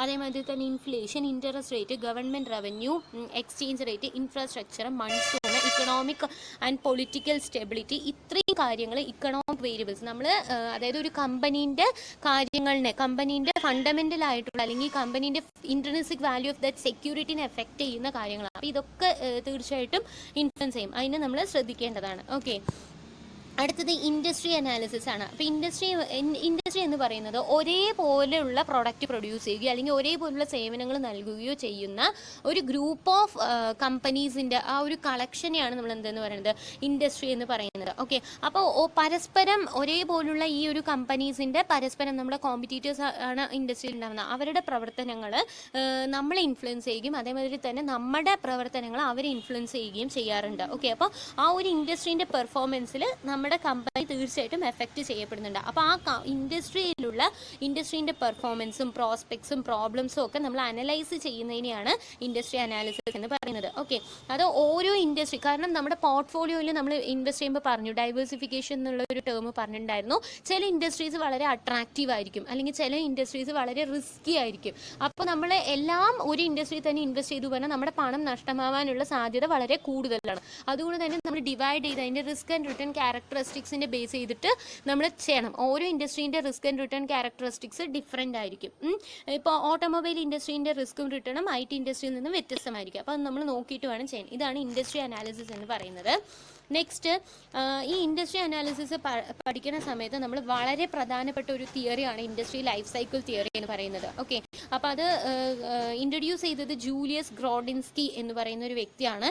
അദ്ദേഹം എന്താ പറയുന്നത് വെച്ച് കഴിഞ്ഞാൽ, ഒരു ഇൻഡസ്ട്രീൻ്റെ ലൈഫ് സൈക്കിൾ എന്ന് പറയുന്നതിന് നമുക്ക് ഒരു 4 സ്റ്റേജായിട്ട് ഡിവൈഡ് ചെയ്യാൻ പറ്റും. ഈ ഓരോ സ്റ്റേജിലും ഇൻഡസ്ട്രീൻ്റെ റിട്ടേണും റിസ്ക്കും അതുമാതിരി തന്നെ അതിൻ്റെ ഓരോ വളർച്ചയും ഗ്രോത്തും ഡിഫറെൻ്റ് ആണ്. ഓക്കെ, അതുകൊണ്ട് തന്നെ ആ സമയത്ത് ആ കാര്യങ്ങൾക്കൊക്കെ തന്നെ സെക്യൂരിറ്റീൻ്റെ പ്രൈസിങ്ങിലും ഇൻഫ്ലുവൻസ് ചെയ്യാൻ പറ്റും എന്നാണ് പറയുന്നത്. ആ 4 സ്റ്റേജാണ് pioneering stage, expansion stage, stagnation stage, decay stage. Pioneering എന്ന് പറഞ്ഞാൽ വളരെ റിസ്കി ആയിട്ടുള്ള ഒരു സ്റ്റേജാണ്, ഇൻട്രൊഡ്യൂസ് ചെയ്യുന്നേ ഉള്ളൂ മാർക്കറ്റിൽ. ഓക്കെ, അപ്പോൾ ആ ഒരു സ്റ്റേജ് ആണ് പയോനിയറിംഗ് സ്റ്റേജ്. എക്സ്പാൻഷൻ പറഞ്ഞാൽ നമ്മുടെ സെയിൽസ് ജസ്റ്റ് ഗ്രോ ചെയ്തുകൊണ്ടിരിക്കുന്നു. സ്റ്റാഗ്നേഷൻ നമ്മുടെ പ്രൊഡക്റ്റ് ഒരു ഗ്രോത്ത് ഒക്കെ ഗ്രോ ഉണ്ട് എങ്കിലും ആ ഒരു ഇൻക്രീസ് ഇല്ല. ഓക്കെ, ആൻഡ് ഡീകേ എന്ന് പറഞ്ഞാൽ പ്രൊഡക്റ്റ് ഔട്ട്ഡേറ്റ് ആയി പോകുന്ന സ്റ്റേജ്. ഓക്കെ, ഇതാണ് ഇൻഡസ്ട്രി ലൈഫ് സൈക്കിൾ തിയറി. അടുത്തത്, ഇൻഡസ്ട്രിയുമായി നമ്മൾ ബന്ധപ്പെട്ട കാര്യങ്ങൾ പഠിക്കുമ്പോൾ ഈ കാര്യങ്ങളൊക്കെയാണ് നോക്കുന്നത്. ഡിമാൻഡ്, നമ്മുടെ പ്രൊഡക്റ്റ്, ഇൻഡസ്ട്രിയിലെ പ്രൊഡക്റ്റിൻ്റെ ഉള്ള ഡിമാൻഡ് എന്താണ്, അതിനുള്ള സപ്ലൈ എന്താണ്, ഇൻഡസ്ട്രിയിൽ എത്ര കോമ്പറ്റീഷൻ ഉണ്ട്, പിന്നെ industry permanent nature of that industry. ചില ഇൻഡസ്ട്രീസ് വളരെ, ഇപ്പോൾ steel industries, iron and steel industries ഒക്കെ പെർമനൻറ്റ് നേച്ചറുള്ള ഇൻഡസ്ട്രീസാണ്. അതിനൊക്കെ എപ്പോഴും ഒരു നിലനിൽപ്പുണ്ട്. പക്ഷേ ചില ഇൻഡസ്ട്രീസിന് എന്തില്ല. ഇപ്പോൾ IT ഇൻഡസ്ട്രീസ് തന്നെ IT മാറ്റം ജസ്റ്റ് ഇങ്ങനെ മാറ്റങ്ങൾ വന്നുകൊണ്ടേയിരിക്കുകയാണ്. ഓക്കെ, അപ്പോൾ ആ ഒരു നേച്ചർ ഓഫ് പെർമനൻസ്. പിന്നെ labour condition, labour supply abundant ആണോ അതോ കുറവാണോ അങ്ങനെയുള്ളത്. പിന്നെ ഗവൺമെൻറ്റിന് ഓരോ ഇൻഡസ്ട്രിയോടുള്ള ആറ്റിറ്റ്യൂഡ്, ഇപ്പോൾ എന്താ പറയുക, ഓരോരോ പെർട്ടിക്കുലർ ഇപ്പോൾ രാജ്യത്തിൻ്റെ വളർച്ചയ്ക്ക് വളരെ അനിവാര്യമായിട്ടുള്ള ഇൻഡസ്ട്രീസ് ആണെങ്കിൽ ഫേവറബിൾ ആയിട്ടുള്ള ഒരു ആറ്റിറ്റ്യൂഡ് ആയിരിക്കും ഗവൺമെൻറ്റിന് ആ ഇൻഡസ്ട്രിയോടുള്ളത്. പക്ഷെ അതേ സമയത്ത് ഗവൺമെൻറ്റിന് രാജ്യത്തിൻ്റെ വളർച്ചയ്ക്ക് അത്ര ഇതില്ല. ഇപ്പോൾ ലിക്കർ ഇൻഡസ്ട്രി അതിനോടൊന്നും അത്ര വലിയ, അത് രാജ്യത്തിൻ്റെ വളർച്ചയെ സഹായിക്കുന്നതല്ല. അതുകൊണ്ട് തന്നെ അൺഫേവറബിൾ ആയിട്ട് അങ്ങനെ ആയിരിക്കും. അപ്പോൾ ആ ഒരു ഗവൺമെൻറ്റിൻ്റെ ആറ്റിറ്റ്യൂഡ്, അതേമാതിരി റോ മെറ്റീരിയൽ സപ്ലൈ, പിന്നെ കോസ്റ്റ് സ്ട്രക്ചർ എങ്ങനെയാണ്, അതായത് നമ്മുടെ ഇൻപുട്സിൻ്റെ കോസ്റ്റ് സ്ട്രക്ചർ എങ്ങനെയാണ് എന്നുള്ളതൊക്കെയാണ് നമ്മൾ ഇൻഡസ്ട്രിയുമായി ബന്ധപ്പെട്ട് അനലൈസ് ചെയ്യുമ്പോൾ ശ്രദ്ധിക്കേണ്ട കാര്യങ്ങൾ. അടുത്തത് ഫൈനലി കമ്പനി അനാലിസിസ് ആണ്. കമ്പനി അനാലിസിസ് എന്ന് പറയുന്നത് ഓരോ കമ്പനീനെയും അതിൻ്റെ ക്വാളിറ്റേറ്റീവ് ആൻഡ് ക്വാണ്ടിറ്റേറ്റീവ് ക്യാരക്ടറിസ്റ്റിക്സിൻ്റെ ബേസിൽ നമ്മൾ വിശകലനം ചെയ്ത് പഠിക്കുക, അതിൻ്റെ റിസ്ക് ആൻഡ് റിട്ടേൺ മനസ്സിലാക്കുക എന്നുള്ളതാണ് ഈ ഒരു ഇതിൽ വരുന്നത്. ഇതിൽ 2 ഫാക്ടേഴ്സ്, ക്വാളിറ്റേറ്റീവ് ഉണ്ട്, ക്വാണ്ടിറ്റേറ്റീവ് ഉണ്ട്. ഓക്കെ, അപ്പോൾ അത് നമുക്ക് ക്വാളിറ്റേറ്റീവ് ഈവൻ നമുക്ക് അത്ര ബുദ്ധിമുട്ടാണ് എങ്കിൽ പോലും നമ്മൾ മാക്സിമം അത് മനസ്സിലാക്കാൻ ശ്രമിക്കണം. ആൻഡ് ക്വാണ്ടിഫയബിൾ ഫാക്ടേഴ്സ് ഈസിയായിട്ട് നമുക്ക് അവൈലബിൾ ആണ്. അതിൻ്റെ ഫിനാൻഷ്യൽ സ്റ്റേറ്റ്മെൻറ്റ്സിൽ നിന്നും അതിൻ്റെ അതിൻ്റെ സെയിൽസ് എത്രയാണ്, കോസ്റ്റ് ഓഫ് പ്രൊഡക്ഷൻ എന്താണ്, ഏർണിങ്സ് എന്താണ്, ഡയറക്റ്റ് ആയിട്ട് റവന്യൂവിനെ എഫക്ട് ചെയ്യുന്ന കാര്യങ്ങൾ. ഓക്കെ, പക്ഷേ ക്വാളിറ്റേറ്റീവ് ഫാക്ടേഴ്സ് എന്ന് പറയുമ്പോൾ ഇൻഡയറക്റ്റ് ആയിട്ട് എഫക്ട് ചെയ്യുന്ന കാര്യങ്ങളാണ്. ഇതാണ് company analysis. Next qualitative factors എന്തൊക്കെയാണ്? ക്വാളിറ്റേറ്റീവ് ഫാക്ടേഴ്സ് എന്ന് പറയുമ്പോൾ നമ്മൾ പ്രധാനമായിട്ടും business model, management, corporate governance, corporate culture, ഇതാണ് ക്വാളിറ്റേറ്റീവ് ഫാക്ടേഴ്സ് ഒരു കമ്പനീൻ്റെ ഷെയറിൻ്റെ വാല്യൂവിനെ എഫക്ട് ചെയ്യുന്നത്. ബിസിനസ് മോഡൽ എന്ന് പറഞ്ഞാൽ നല്ലൊരു വ്യക്തമായിട്ടുള്ള ഒരു ഗുഡ് ഫോക്കാസ്റ്റോട് കൂടിയിട്ട് ഉള്ള പ്രവർത്തനമാണ് ഒരു കമ്പനി കാഴ്ചവെക്കുന്നത്. അതാണ് ആ ബിസിനസ് മോഡൽ എന്നതുകൊണ്ട് ഉദ്ദേശിക്കുന്നത്. നമുക്ക് ഫ്യൂച്ചറിൽ അതിനുള്ള സസ്റ്റനൻസ് ഉണ്ടോ എന്നുള്ളതാണ് ഈ ഒരു കാര്യത്തിൽ വരുന്നത്. പിന്നെ നല്ലൊരു ക്വാളിറ്റി ആയിട്ടുള്ള management, corporate governance, corporate culture, ഇതൊക്കെ ഒരു ഇൻഡയറക്റ്റ് ആയിട്ട് ഒരു കമ്പനീൻ്റെ ഷെയർ വാല്യൂവിനെ എഫക്ട് ചെയ്യുന്ന കാര്യങ്ങളാണ്. നെക്സ്റ്റ് ഫിനാൻഷ്യൽ അനാലിസിസ്, അതായത് നമ്മൾ ക്വാണ്ടിറ്റേറ്റീവ് ഫാക്ടേഴ്സ് എന്ന് പറയുന്ന കാര്യങ്ങൾ ഇവിടെ പറഞ്ഞിരുന്നു. ക്വാളിറ്റേറ്റീവും പറഞ്ഞു, ക്വാണ്ടിറ്റേറ്റീവ്. ആ ക്വാണ്ടിറ്റേറ്റീവ് ഫാക്ടേഴ്സിനെ കുറിച്ച് പഠിക്കുന്ന സമയത്താണ് നമുക്ക് ഫിനാൻഷ്യൽ അനാലിസിസ് എന്നുള്ള ടേം വരുന്നത്. അപ്പോൾ ഒരു കമ്പനീൻ്റെ രണ്ട് പ്രധാനപ്പെട്ട ബേസിക് ഫിനാൻഷ്യൽ സ്റ്റേറ്റ്മെന്റ് ആണ് ബാലൻസ് ഷീറ്റും പ്രോഫിറ്റ് ആൻഡ് ലോസ് അക്കൗണ്ട്. അപ്പോൾ ഇതിനെ ഉപയോഗിച്ചുകൊണ്ട് നമുക്ക് എന്ത് ചെയ്യാൻ പറ്റും? ഒരു കമ്പനീൻ്റെ ഫിനാൻഷ്യൽ ഹെൽത്തിനെ കുറിച്ചിട്ടും അതിൻ്റെ പ്രോഫിറ്റബിലിറ്റിനെ കുറിച്ചിട്ടും നമുക്ക് അസസ് ചെയ്യാൻ പറ്റും. ബാലൻസ് ഷീറ്റ് ആണെങ്കിൽ ഫിനാൻഷ്യൽ പൊസിഷനെ കുറിച്ച് നമുക്ക് മനസ്സിലാക്കി തരുന്നതാണ്. ഓപ്പറേറ്റിംഗ് റിസൾട്ട്സ് അല്ലെങ്കിൽ ആ കമ്പനീൻ്റെ ഓപ്പറേഷൻസിൻ്റെ റിസൾട്ട്സിനെ കുറിച്ച് പറഞ്ഞതാണ് പ്രോഫിറ്റ് ആൻഡ് ലോസ് അക്കൗണ്ട്. അപ്പോൾ ഈ രണ്ട് കാര്യങ്ങൾ നമുക്ക് ഇത് ഉപയോഗിച്ച് ചെയ്യാൻ പറ്റും. പിന്നെ ഫിനാൻഷ്യൽ റേഷ്യോസ്, ഈ ഫിനാൻഷ്യൽ അനാലിസിസ്, ഈ രണ്ട് സ്റ്റേറ്റ്മെൻറ്റ്സ് ഉണ്ടെങ്കിലും ഡയറക്റ്റ് ആയിട്ട് ഇതിന് നമുക്കൊന്ന് ഇൻ്റർപ്രറ്റ് ചെയ്ത് പഠിക്കാൻ പറ്റില്ല. അപ്പോൾ അതിൽ നമ്മളെ ഹെൽപ്പ് ചെയ്യുന്ന കുറേ കാര്യങ്ങളുണ്ട്. ഫിനാൻഷ്യൽ റേഷ്യോസ് ആണ് എക്സ്റ്റെൻസീവ് ആയിട്ട് ഫിനാൻഷ്യൽ അനാലിസിസിന് വേണ്ടി നമ്മൾ ഉപയോഗിക്കുന്നത്. അതായത് അതിൻ്റെ പെർഫോമൻസ്, ഒരു കമ്പനീൻ്റെ പെർഫോമൻസ് എങ്ങനെയാണ്, സ്ട്രെങ്ത് എന്താണ്, എന്തെങ്കിലും വീക്ക്നെസ് ഉണ്ടോ, അല്ലെങ്കിൽ എങ്ങനെ ഇംപ്രൂവ് ചെയ്യാൻ പറ്റുക എന്നുള്ളതൊക്കെ നമുക്ക് ഇതിലൂടെ ഉപയോഗിക്കാൻ പറ്റും. റേഷ്യോസ് നമുക്ക് ഇൻ്റർഫേം ആൻഡ് ഇൻട്രാഫേം രണ്ട് കമ്പാരിസന് നമുക്ക് ഉപയോഗിക്കാം. അതായത് രണ്ട് നമ്മുടെ ഇൻഡസ്ട്രിയിലുള്ള മറ്റുള്ള കമ്പനീസുമായിട്ട് കമ്പയർ ചെയ്യാനും അല്ലെങ്കിൽ പിന്നെ നമ്മളുടെ പഴയ ഫിഗേഴ്സുമായിട്ട് കമ്പയർ ചെയ്യാനും ഇൻട്രാഫേം, അതിനും നമ്മളെ റേഷ്യോസ് സഹായിക്കുന്നുണ്ട്. അപ്പോൾ ഈ റേഷ്യോ അനാലിസിസിൽ റേഷ്യോസ് നമ്മൾ അതിൻ്റെ പേർപ്പസിൻ്റെ ബേസിസിൽ നമ്മൾ ക്ലാസിഫൈ ചെയ്യുമ്പോൾ 4 ടൈപ്സ് ഓഫ് റേഷ്യോസ് ആണുള്ളത്. പ്രോഫിറ്റബിലിറ്റിനെ കുറിച്ച് പഠിക്കാനുള്ളതുണ്ട്, ടേൺ ഓവറിനെ കുറിച്ചിട്ട്, short term solvency, long term solvency. Okay, അപ്പോൾ ഇതിന് എല്ലാത്തിനും ഫോർമുലാസ് ഉണ്ട്. അത് നിങ്ങളുടെ ഈ മെറ്റീരിയലുണ്ട്, അവൈലബിൾ ആണ്. അപ്പോൾ ഇതിൽ വരുന്നതാണ് ഈ പ്രോഫിറ്റബിലിറ്റി എന്ന് പറയുമ്പോൾ നമ്മുടെ ഫേമിൻ്റെ പ്രോഫിറ്റബിലിറ്റി എത്രത്തോളം ഉണ്ട് എന്നുള്ളതിനെ കുറിച്ചിട്ട് return on investment, net profit ratio, gross profit ratio, expense ratio, operating ratio. ഇപ്പോൾ നെറ്റ് പ്രോഫിറ്റ് റേഷ്യോ ആണെങ്കിൽ net profit divided by sales into 100, gross profit ആണെങ്കിൽ GP divided by sales into 100, ഇങ്ങനെയാണ് വരുന്നത്. ഓക്കെ, അപ്പോൾ ടേൺ ഓവർ റേഷ്യോസ് എന്ന് പറയുമ്പോൾ നമ്മളെ ഇപ്പോൾ സ്റ്റോക്ക് ടേൺ ഓവർ ഉണ്ട്, അതായത് എത്ര ദിവസത്തിനുള്ളിൽ നമുക്ക് സ്റ്റോക്ക് ക്യാഷ് ആയിട്ട് കൺവേർട്ട് ചെയ്യുന്നു, ഡെപ്റ്റേഴ്സ് എത്രത്തോളം ക്യാഷ് ആയിട്ട് എത്ര പെട്ടെന്ന് കൺവേർട്ട് ചെയ്യുന്നു, ക്രെഡിറ്റേഴ്സ് ആണെങ്കിൽ നമ്മൾ എത്ര പെട്ടെന്ന് കൊടുക്കണം, working capital turn over, fixed asset turn over, ഇതൊക്കെ ടേൺ ഓവർ റേഷ്യോസിലാണ്. അത് speed with which we operate, അത് നമ്മളെ പഠിക്കാൻ ഹെൽപ്പ് ചെയ്യുന്നതാണ് ടേൺ ഓവർ റേഷ്യോസ്. അടുത്ത ഷോർട്ട് ടേം സോൾവൻസി റേഷ്യോസ് എന്ന് പറയുമ്പോൾ നമ്മുടെ ലിക്വിഡിറ്റി അല്ലെങ്കിൽ സോൾവൻസി പൊസിഷൻ എന്ന് പറയുന്നത് വളരെ ഇമ്പോർട്ടൻ്റ് ആണ്. അതായത് നമ്മളെ എത്രത്തോളം നമ്മൾ കൊടുക്കാനുള്ള കടങ്ങൾ കൃത്യസമയത്ത് കൊടുത്ത് തീർക്കുക, അതേമാതിരി തന്നെ നമുക്ക് കിട്ടാനുള്ളത് കൃത്യസമയത്ത് നമ്മൾ എന്ത് ചെയ്തെടുക്കുക, വാങ്ങിച്ചെടുക്കുക എന്നുള്ളത് ഒരു സ്യൂട്ടബിൾ ആയിട്ടുള്ള ഒരു ഫേവറബിൾ വർക്കിംഗ് ക്യാപിറ്റൽ പൊസിഷൻ വളരെ ഇമ്പോർട്ടൻ്റ് ആയിട്ടുള്ള കാര്യമാണ്. അപ്പോൾ ആ ഷോർട്ട് ടേം ലിക്വിഡിറ്റി അല്ലെങ്കിൽ ഷോർട്ട് ടേം സോൾവൻസിനെ കുറിച്ച് പഠിക്കാൻ നമ്മളെ സഹായിക്കുന്നതാണ് current ratio, liquidity ratio, cash position ratio, quick ratio പറയുന്നതൊക്കെ. ഓക്കെ, അതായത് current assets and current liabilities ആണ് മെയിനായിട്ട് ഇതിൽ വരുന്ന items. And long term solvency എന്ന് പറഞ്ഞാൽ ലോങ് ടേം ഡെപ്റ്റ് paying capacity and long term interest paying capacity, ഇതൊക്കെ ഉണ്ടോ എന്ന് നമ്മൾ പരിശോധിക്കുന്നതാണ് ലോങ് ടേം സോൾവൻസി റേഷ്യോ. എല്ലാത്തിനും ഐഡിയൽ ആയിട്ടുള്ള ഇതുണ്ട്, റേഷ്യോസ് ഉണ്ട്, പക്ഷേ ഇൻഡസ്ട്രി ടു ഇൻഡസ്ട്രി അത് വ്യത്യാസപ്പെടാം. ലോങ് ടേം സോൾവൻസി റേഷ്യോസിൽ വരുന്നതാണ് പ്രൊപ്രൈറ്ററി റേഷ്യോ, ഡെപ്റ്റ് equity ratio, fixed asset ratio, capital gearing ratio.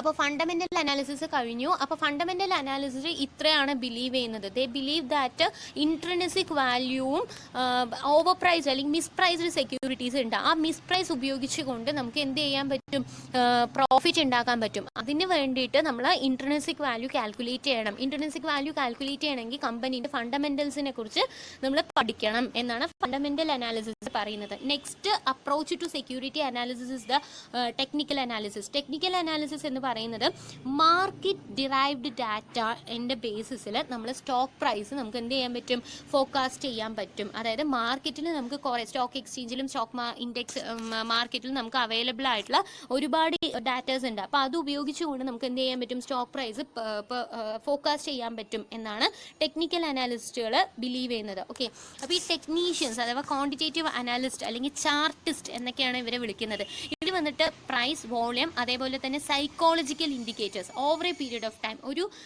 ഒരു വർഷം അല്ലെങ്കിൽ ഒരു ചെറിയ എമൗണ്ട് ഓഫ് ടൈമിലല്ല ഇവർ നോക്കുന്നത്. ഇപ്പോൾ ഒരു ഓവർ എ പീരീഡ് ഓഫ് ടൈമിലുള്ള പ്രൈസിലും വോളിയത്തിലും സൈക്കോളജിക്കൽ ഇൻഡിക്കേറ്റേഴ്സിലും ഒക്കെയുള്ള കാര്യങ്ങളെ കുറിച്ചിട്ടാണ് ഈ ടെക്നീഷ്യൻസ് പഠിക്കുന്നത്. ഓക്കെ, ആൻഡ് അവർ പറയുന്നത് എന്താണെന്ന് വെച്ച് കഴിഞ്ഞാൽ ഇപ്പോൾ ഒരു ട്രെൻഡ് അല്ലെങ്കിൽ പാറ്റേൺ ഫോളോ ചെയ്യും. തീർച്ചയായിട്ടും ഹിസ്റ്റോറിക്കൽ പ്രൈസിലുള്ള പാറ്റേൺ അല്ലെങ്കിൽ ട്രെൻഡ് എന്ന് പറയുന്നത് ഇനിയും റിപ്പീറ്റ് ചെയ്യും എന്നാണ് അവർ ബിലീവ് ചെയ്യുന്നത്.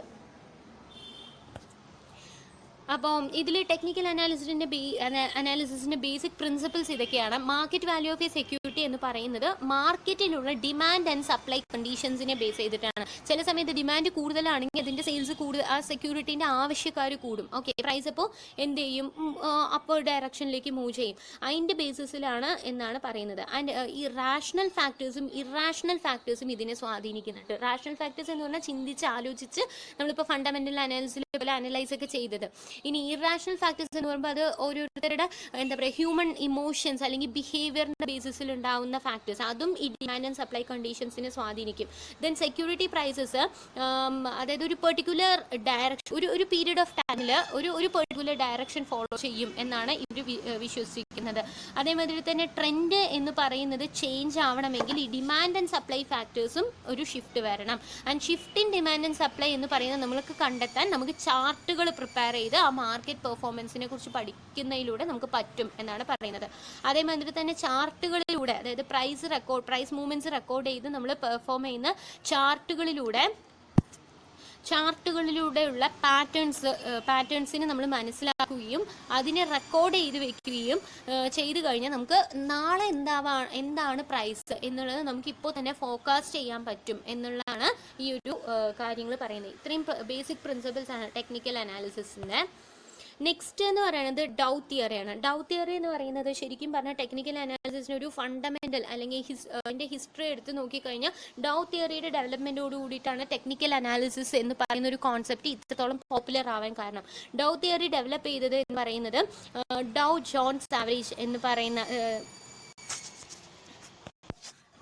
ഡൗ തിയറി, ഡൗ എന്ന് പറയുന്ന വ്യക്തിയാണ്. അദ്ദേഹത്തിന് ഡൗ ജോൺസ് ആവറേജ് എന്ന് പറയുന്ന ആ ഒരു ഇതിൽ മൂവ്മെൻറ്റ് ഓഫ് ഇൻഡിസസിൻ്റെ ബേസിസിൽ എന്ത് ചെയ്തിരിക്കണം, ഈ ഒരു തിയറി ഡെവലപ്പ് ചെയ്തത്. ഈ തിയറിൻ്റെ ഹൈപ്പോത്തസിസ് എന്ന് പറയുന്നത് ഒരു സിംഗിൾ ഇൻഡിവിജ്വലിന് അല്ലെങ്കിൽ ബയ്യർക്ക് ഒരിക്കലും ഒരു വലിയ ട്രെൻഡ് മാർക്കറ്റിൽ കൊണ്ടുവരാൻ കഴിയില്ല. ഓക്കെ, അതായത് ഒറ്റ ആൾ വിചാരിച്ചതുകൊണ്ട് മാർക്കറ്റിൽ വലിയൊരു മാറ്റം കൊണ്ടുവരാൻ പറ്റില്ല.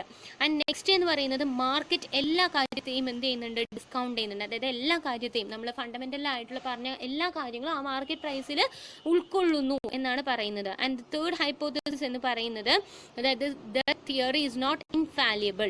ഓക്കെ, ഇത്രയും കാര്യങ്ങളാണ് ഹൈപ്പോത്തസിസ് എന്ന് പറയുന്നത്.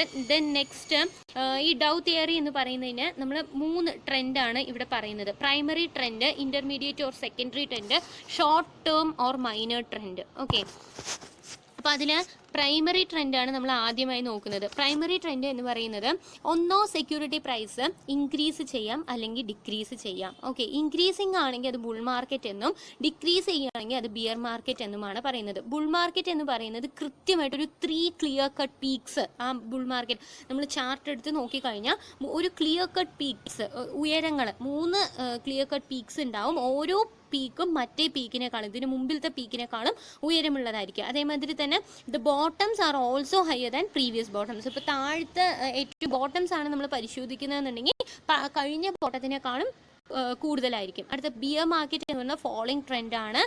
പ്രീവിയസ് പീക്കിനേക്കാളും കുറവ് പീക്കായിരിക്കും നമ്മൾ അനുഭവപ്പെടുക. ബോട്ടം ആണെങ്കിലും പ്രീവിയസ് ബോട്ടത്തിനേക്കാളും ഒരു കുറവ് ബോട്ടം ആയിരിക്കും നമ്മൾ എക്സ്പീരിയൻസ് ചെയ്യുക. ഇതാണ് bear market. Okay, falling trend. മറ്റേത് ബുൾ മാർക്കറ്റ് എന്ന് വെച്ച് കഴിഞ്ഞാൽ റൈസിങ് ട്രെൻഡ്. ഓക്കെ, ഇതാണ് പ്രൈമറി ട്രെൻഡ് എന്ന് പറയുന്നത്.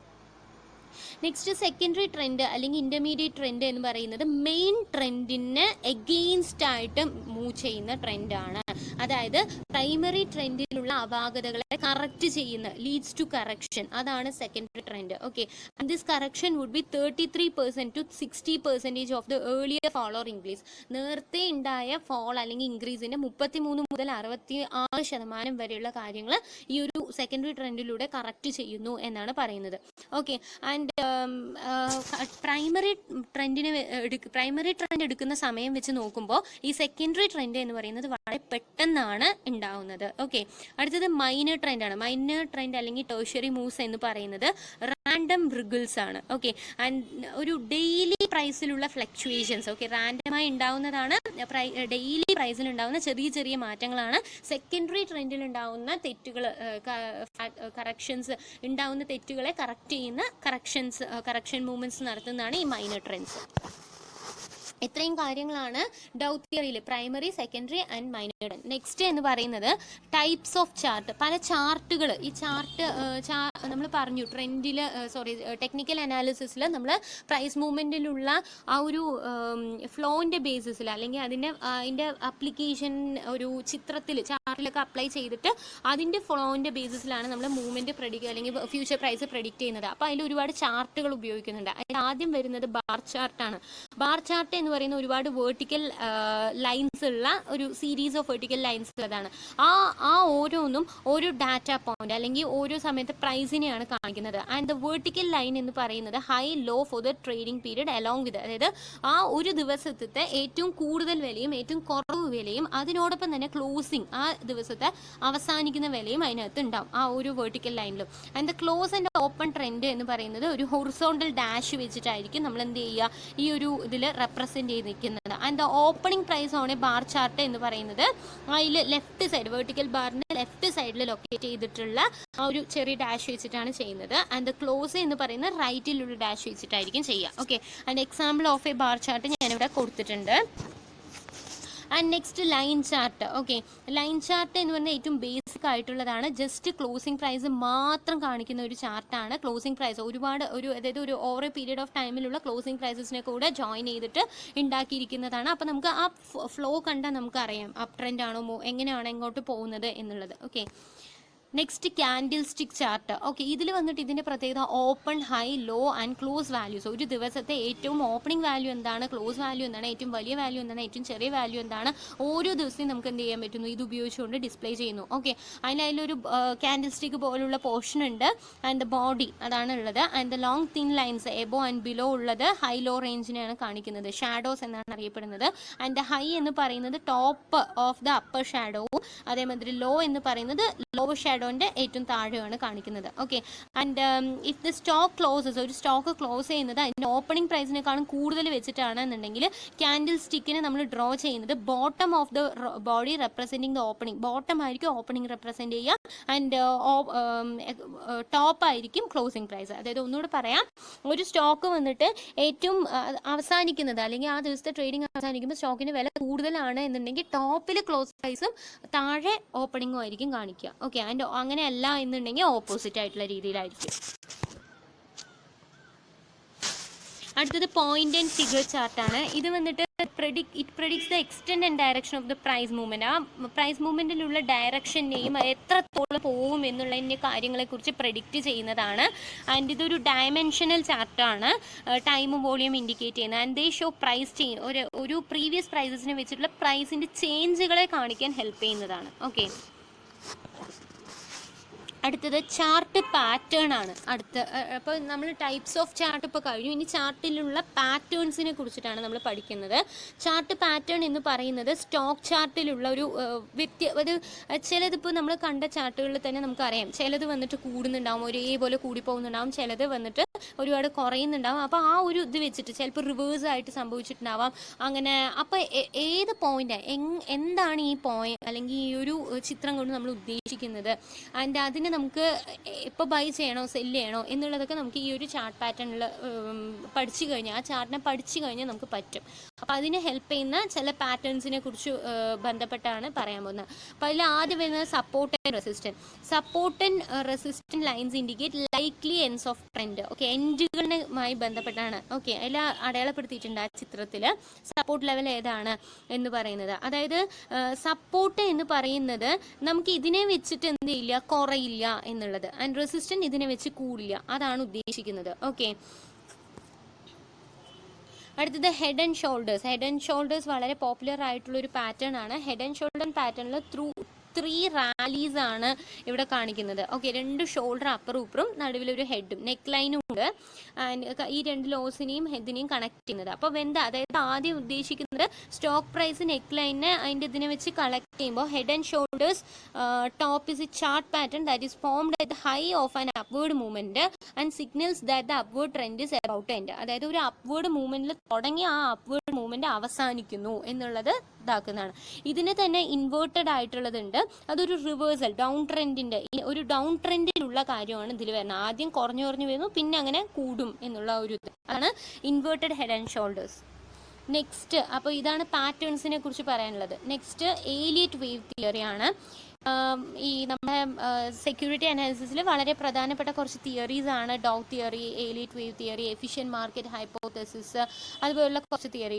അതിലൊന്നാണ് ഏലിയറ്റ് വേവ് തിയറി. ഇത് പ്രൊപ്പൗണ്ട് ചെയ്തത് റാൽഫ് ഏലിയറ്റ് നെൽസൺ ആണ്. അദ്ദേഹം പറയുന്നത് മാർക്കറ്റ് ഒരു പ്രീ ഡിഫൈൻഡ് പാറ്റേണിലാണ് മൂവ് ചെയ്തുകൊണ്ടിരിക്കുന്നത്. Okay, allied waves 2 types of waves ഉണ്ട്, ഇമ്പൾസും കറക്റ്റീവ് വേവ്സും. ഇമ്പൾസ് വേവ്സ് എന്ന് പറയുമ്പോൾ അതിനകത്ത് തന്നെ 5 സബ് വേവ്സ് ഉണ്ട്. ഓക്കെ, അത് ട്രെൻഡിൻ്റെ ഇതിനനുസരിച്ച് ഡയറക്ഷൻ അനുസരിച്ച് മൂവ് ചെയ്യുന്നതാണ്. ആൻഡ് കറക്റ്റീവ് വേവ്സ് എന്ന് പറയുന്നത് 3 സബ് വേവ്സ് ആണ് അതിനകത്തുള്ളത്.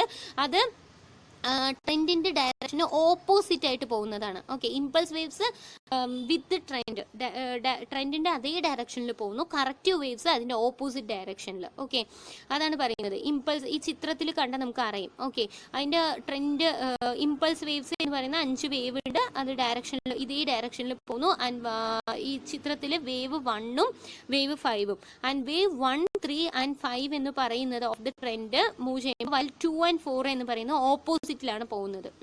അതാണ് കറക്റ്റീവ് വേവ്സ്. വളരെ സിമ്പിൾ ആണ്, പക്ഷെ കോംപ്ലെക്സ് ആണ്. And simple correction consist of 3 waves which retrace a portion of ഇമ്പൾസിൻ വേവിനെ തന്നെ റീട്രേസ് ചെയ്യുന്ന രീതിയിലുള്ള ഒരു ട്രെൻഡാണ് എന്തെന്ന് പറയുന്നത്. അതിൻ്റെ ഇതിൽ നോക്കുന്ന ട്രെൻഡാണ് കറക്റ്റീവ് വേവ്സ്. അതാണ് Elliott theory. Next, efficient market hypothesis. Eugene ഫമ്മയുടെ 1960 ഒരു PhD ഡെസേർട്ടേഷൻ്റെ ഭാഗമായി അദ്ദേഹം പ്രൊപ്പൗണ്ട് ചെയ്ത മാർക്കറ്റ് തിയറിയാണ് എഫിഷ്യൻറ്റ് മാർക്കറ്റ് ഹൈപ്പോത്തസിസ്. ഈ ഒരു ഹൈപ്പോത്തസിസ് പ്രകാരം എന്താ പറയുന്നത് വെച്ച് കഴിഞ്ഞാൽ എല്ലാ ഫിനാൻഷ്യൽ മാർക്കറ്റ്സും ഇൻഫോർമേഷനലി എഫിഷ്യൻ്റ് ആണ്. അതായത് എല്ലാ വിവരങ്ങളെയും മുഴുവനായിട്ടും എന്ത് ചെയ്യുന്നുണ്ട്, ആ അസറ്റ് പ്രൈസ് റിഫ്ലക്റ്റ് ചെയ്യുന്നുണ്ട്. ഫിനാൻഷ്യൽ മാർക്കറ്റിലുള്ള ഓരോ അസറ്റ് പ്രൈസും ആ അസറ്റിനെ കുറിച്ചിട്ടുള്ള എല്ലാ വിവരങ്ങളെയും എന്ത് ചെയ്യുന്നുണ്ട്, ഇൻക്ലൂഡ് ചെയ്യുന്നുണ്ട്, റിഫ്ലക്റ്റ് ചെയ്യുന്നുണ്ട്. അതുകൊണ്ട് തന്നെ ഒരാൾക്കും എന്ത് ചെയ്യാൻ പറ്റില്ല, ആവറേജ് മാർക്കറ്റ് റിട്ടേണിനെ വെച്ചിട്ട് നമുക്ക് എന്ത് ചെയ്യാൻ പറ്റില്ല, കൂടുതൽ അച്ചീവ് ചെയ്യാൻ പറ്റില്ല എന്നാണ് മനസ്സിലാക്കുന്നത്. ഗീവൺ ആ ഇൻഫർമേഷൻ ഒക്കെ തന്നെ നമുക്ക് എന്താണ്, ഇൻവെസ്റ്റ് ചെയ്യുന്ന സമയത്ത് എല്ലാ ഇൻഫർമേഷൻ നമുക്ക് അവൈലബിൾ ആണെന്നുണ്ടെങ്കിൽ മാർക്കറ്റ് റേറ്റ് ഓഫ് റിട്ടേണിനെക്കാളും കൂടുതൽ നമുക്ക് എന്ത് ചെയ്യാൻ പറ്റില്ല, അച്ചീവ് ചെയ്യാൻ പറ്റില്ല. ഇൻഫർമേഷനിൽ എഫിഷ്യൻ്റ് ആണ്, അസറ്റ് പ്രൈസ് എല്ലാം എന്ത് ചെയ്യുന്നുണ്ട്, റിഫ്ലക്റ്റ് ചെയ്യുന്നുണ്ട് എന്നുണ്ടെങ്കിൽ. അപ്പോൾ ഇതിൽ ഈ മാർക്കറ്റ് എഫിഷ്യൻസിയിൽ എന്താ പറയുന്നത് വെച്ച് കഴിഞ്ഞാൽ 3 ഫോംസ് ഓഫ് മാർക്കറ്റ് എഫിഷ്യൻസി ആണുള്ളത്. ഒന്ന് വീക്ക്, ഒന്ന് സെമി സ്ട്രോങ്, ഒന്ന് strong. Weak form of efficiency എന്താ പറയുന്നത് വെച്ച് കഴിഞ്ഞാൽ ഫ്യൂച്ചർ പ്രൈസസ് എന്ന് പറയുന്നത് നമുക്ക് ഹിസ്റ്റോറിക്കൽ പ്രൈസ് ഇൻഫർമേഷൻ വെച്ചിട്ട് നമുക്ക് ഒന്നും തന്നെ, അതായത് പണ്ടത്തെ വിലയെ കുറിച്ചിട്ടുള്ള അറിവുകളെ കുറിച്ചിട്ട് ഒന്നും നമുക്ക് ചെയ്യാൻ പറ്റില്ല. കാരണം weak form of the efficient market hypothesis asset price ഒരു റാൻഡം വാക്കാണ് ഫോളോ ചെയ്യുന്നത്. അതുകൊണ്ട് തന്നെ നമുക്ക് എന്ത് ചെയ്യാൻ പറ്റില്ല, അതായത് ഒന്ന് കൂടും ഒന്ന് കുറയും, അല്ലാണ്ട് ഒരു പാറ്റേൺ ഒന്നും ഫോളോ ചെയ്യുന്നില്ല പഴയ പ്രൈസ്.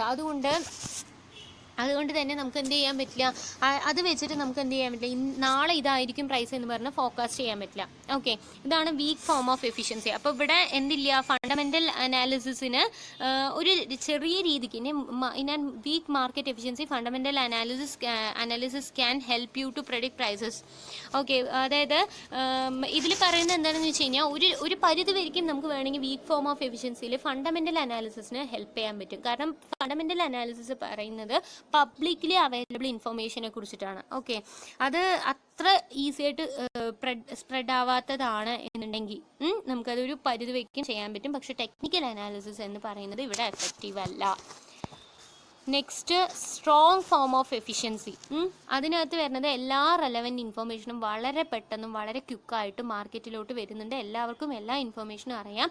അതുകൊണ്ട് തന്നെ ആർക്കും പ്രത്യേകിച്ച് ആ ഇൻഫർമേഷൻ ഉപയോഗിച്ചുകൊണ്ട് ഒരു എമൗണ്ട് അല്ലെങ്കിൽ ഒരു റിട്ടേൺ കൂടുതൽ മാർക്കറ്റ് പ്രൈസിനെ വെച്ചിട്ടുള്ള കൂടുതൽ റിട്ടേൺ ഉണ്ടാക്കാൻ പറ്റില്ല. അടുത്തത് സെമി സ്ട്രോങ് എന്ന് പറയുന്നത് രണ്ടെണ്ണത്തിനെയും വീക്കിൻ്റെയും സ്ട്രോങ്ങിൻ്റെയും നടുവിൽ വരുന്നതാണ്. ഇതിൽ വന്നിട്ട് ഇൻഫർമേഷൻ വളരെ അത്ര പെട്ടെന്നല്ല എങ്കിലും പെട്ടെന്നാണ് അങ്ങനെ ഒരു രണ്ടിന് മിഡിലായിട്ട് വരുന്ന സംഭവമാണ്. കമ്പനി ഓഫീസേഴ്സിനോ ഇൻസൈഡേഴ്സിനോ റിലേറ്റീവ്സിനോ അവർക്കൊക്കെ സ്ലൈറ്റ്ലി മുൻപ് പബ്ലിക്കിനേക്കാളും മുൻപ് ഇൻഫർമേഷൻ അറിയാം. അപ്പോൾ അവർക്കൊരു ചെറിയ അഡ്വാൻറ്റേജ് ഉണ്ട് ഇൻസൈഡ് ഇൻഫർമേഷന്. പക്ഷേ പബ്ലിക് ഇൻഫർമേഷന് യാതൊരു ഉപയോഗവുമില്ല. അതുകൊണ്ട് തന്നെ ഫണ്ടമെൻ്റൽ അനാലിസിസിനും ടെക്നിക്കൽ അനാലിസിസിനും ഇവിടെ ഒരു യൂസും ഇല്ല. ഇതാണ് semi strong form of efficiency എന്ന് പറയുന്നത്. ആൻഡ് നെക്സ്റ്റ് എന്ന് പറയുന്നത് നമ്മുടെ price earning ratio. Price earning ratio എന്ന് പറയുന്നത് എന്താണ്? ടെക്നിക്കൽ അനാലിസിസിൽ ഉപയോഗിക്കുന്ന ഒരു കാര്യമാണ്. പ്രൈസ് ഏർണിംഗ് റേഷ്യോ എന്ന് പറയുന്നത് മാർക്കറ്റ് പ്രൈസിനും ഏർണിംഗ്സ് പെർ ഷെയർ EPSനും തമ്മിലുള്ള ആ ഒരു റേഷ്യോനെയാണ് നമ്മൾ എന്തെന്ന് പറയുന്നത് പ്രൈസ് ഏർണിംഗ് റേഷ്യോ എന്ന് പറയുന്നത്. ആൻഡ് ഡിവിഡൻഡ് ഡിസ്കൗണ്ട് മോഡൽ എന്ന് പറയുന്നത് ഒരു സ്റ്റോക്കിൻ്റെ expected dividend, future value of expected dividend, അതാണ് ഡിവിഡൻഡ് ഡിസ്കൗണ്ട് മോഡലിൽ പറയുന്നത്. അതായത് മാർക്കറ്റ് പ്രൈസ് എന്ന് പറയുന്നത് ഡിവിഡൻഡ് ഡിസ്കൗണ്ട്, അതായത് നമുക്ക് അവൈലബിൾ ആയിട്ടുള്ള dividend divided by rate of return, അതിൻ്റെ ബേസിസിൽ നമുക്ക് എന്ത് ചെയ്യാൻ പറ്റും? മാർക്കറ്റ് പ്രൈസ് കണ്ടെത്താൻ പറ്റും. ഇതാണ് ഡിവിഡൻഡ് ഡിസ്കൗണ്ട് മോഡലിൽ പറയുന്നത്.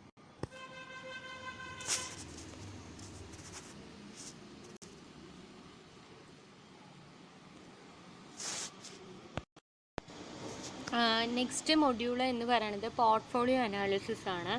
അപ്പോൾ ആദ്യം നമ്മൾ പോർട്ട്ഫോളിയോ അനാലിസിസ് നോക്കുന്നതിന് മുമ്പ് എന്താണ് പോർട്ട്ഫോളിയോ എന്നറിയണം. അപ്പോൾ അതിന് മുമ്പ് എന്താണ് സെക്യൂരിറ്റി എന്നറിയണം. സെക്യൂരിറ്റി എന്ന് പറയുന്നത് ഒരു സർട്ടിഫിക്കറ്റ് അല്ലെങ്കിൽ എന്തെങ്കിലും ഒരു ഫിനാൻഷ്യൽ ഇൻസ്ട്രുമെൻറ്റ്, മോണിറ്ററി വാല്യൂ ഉള്ള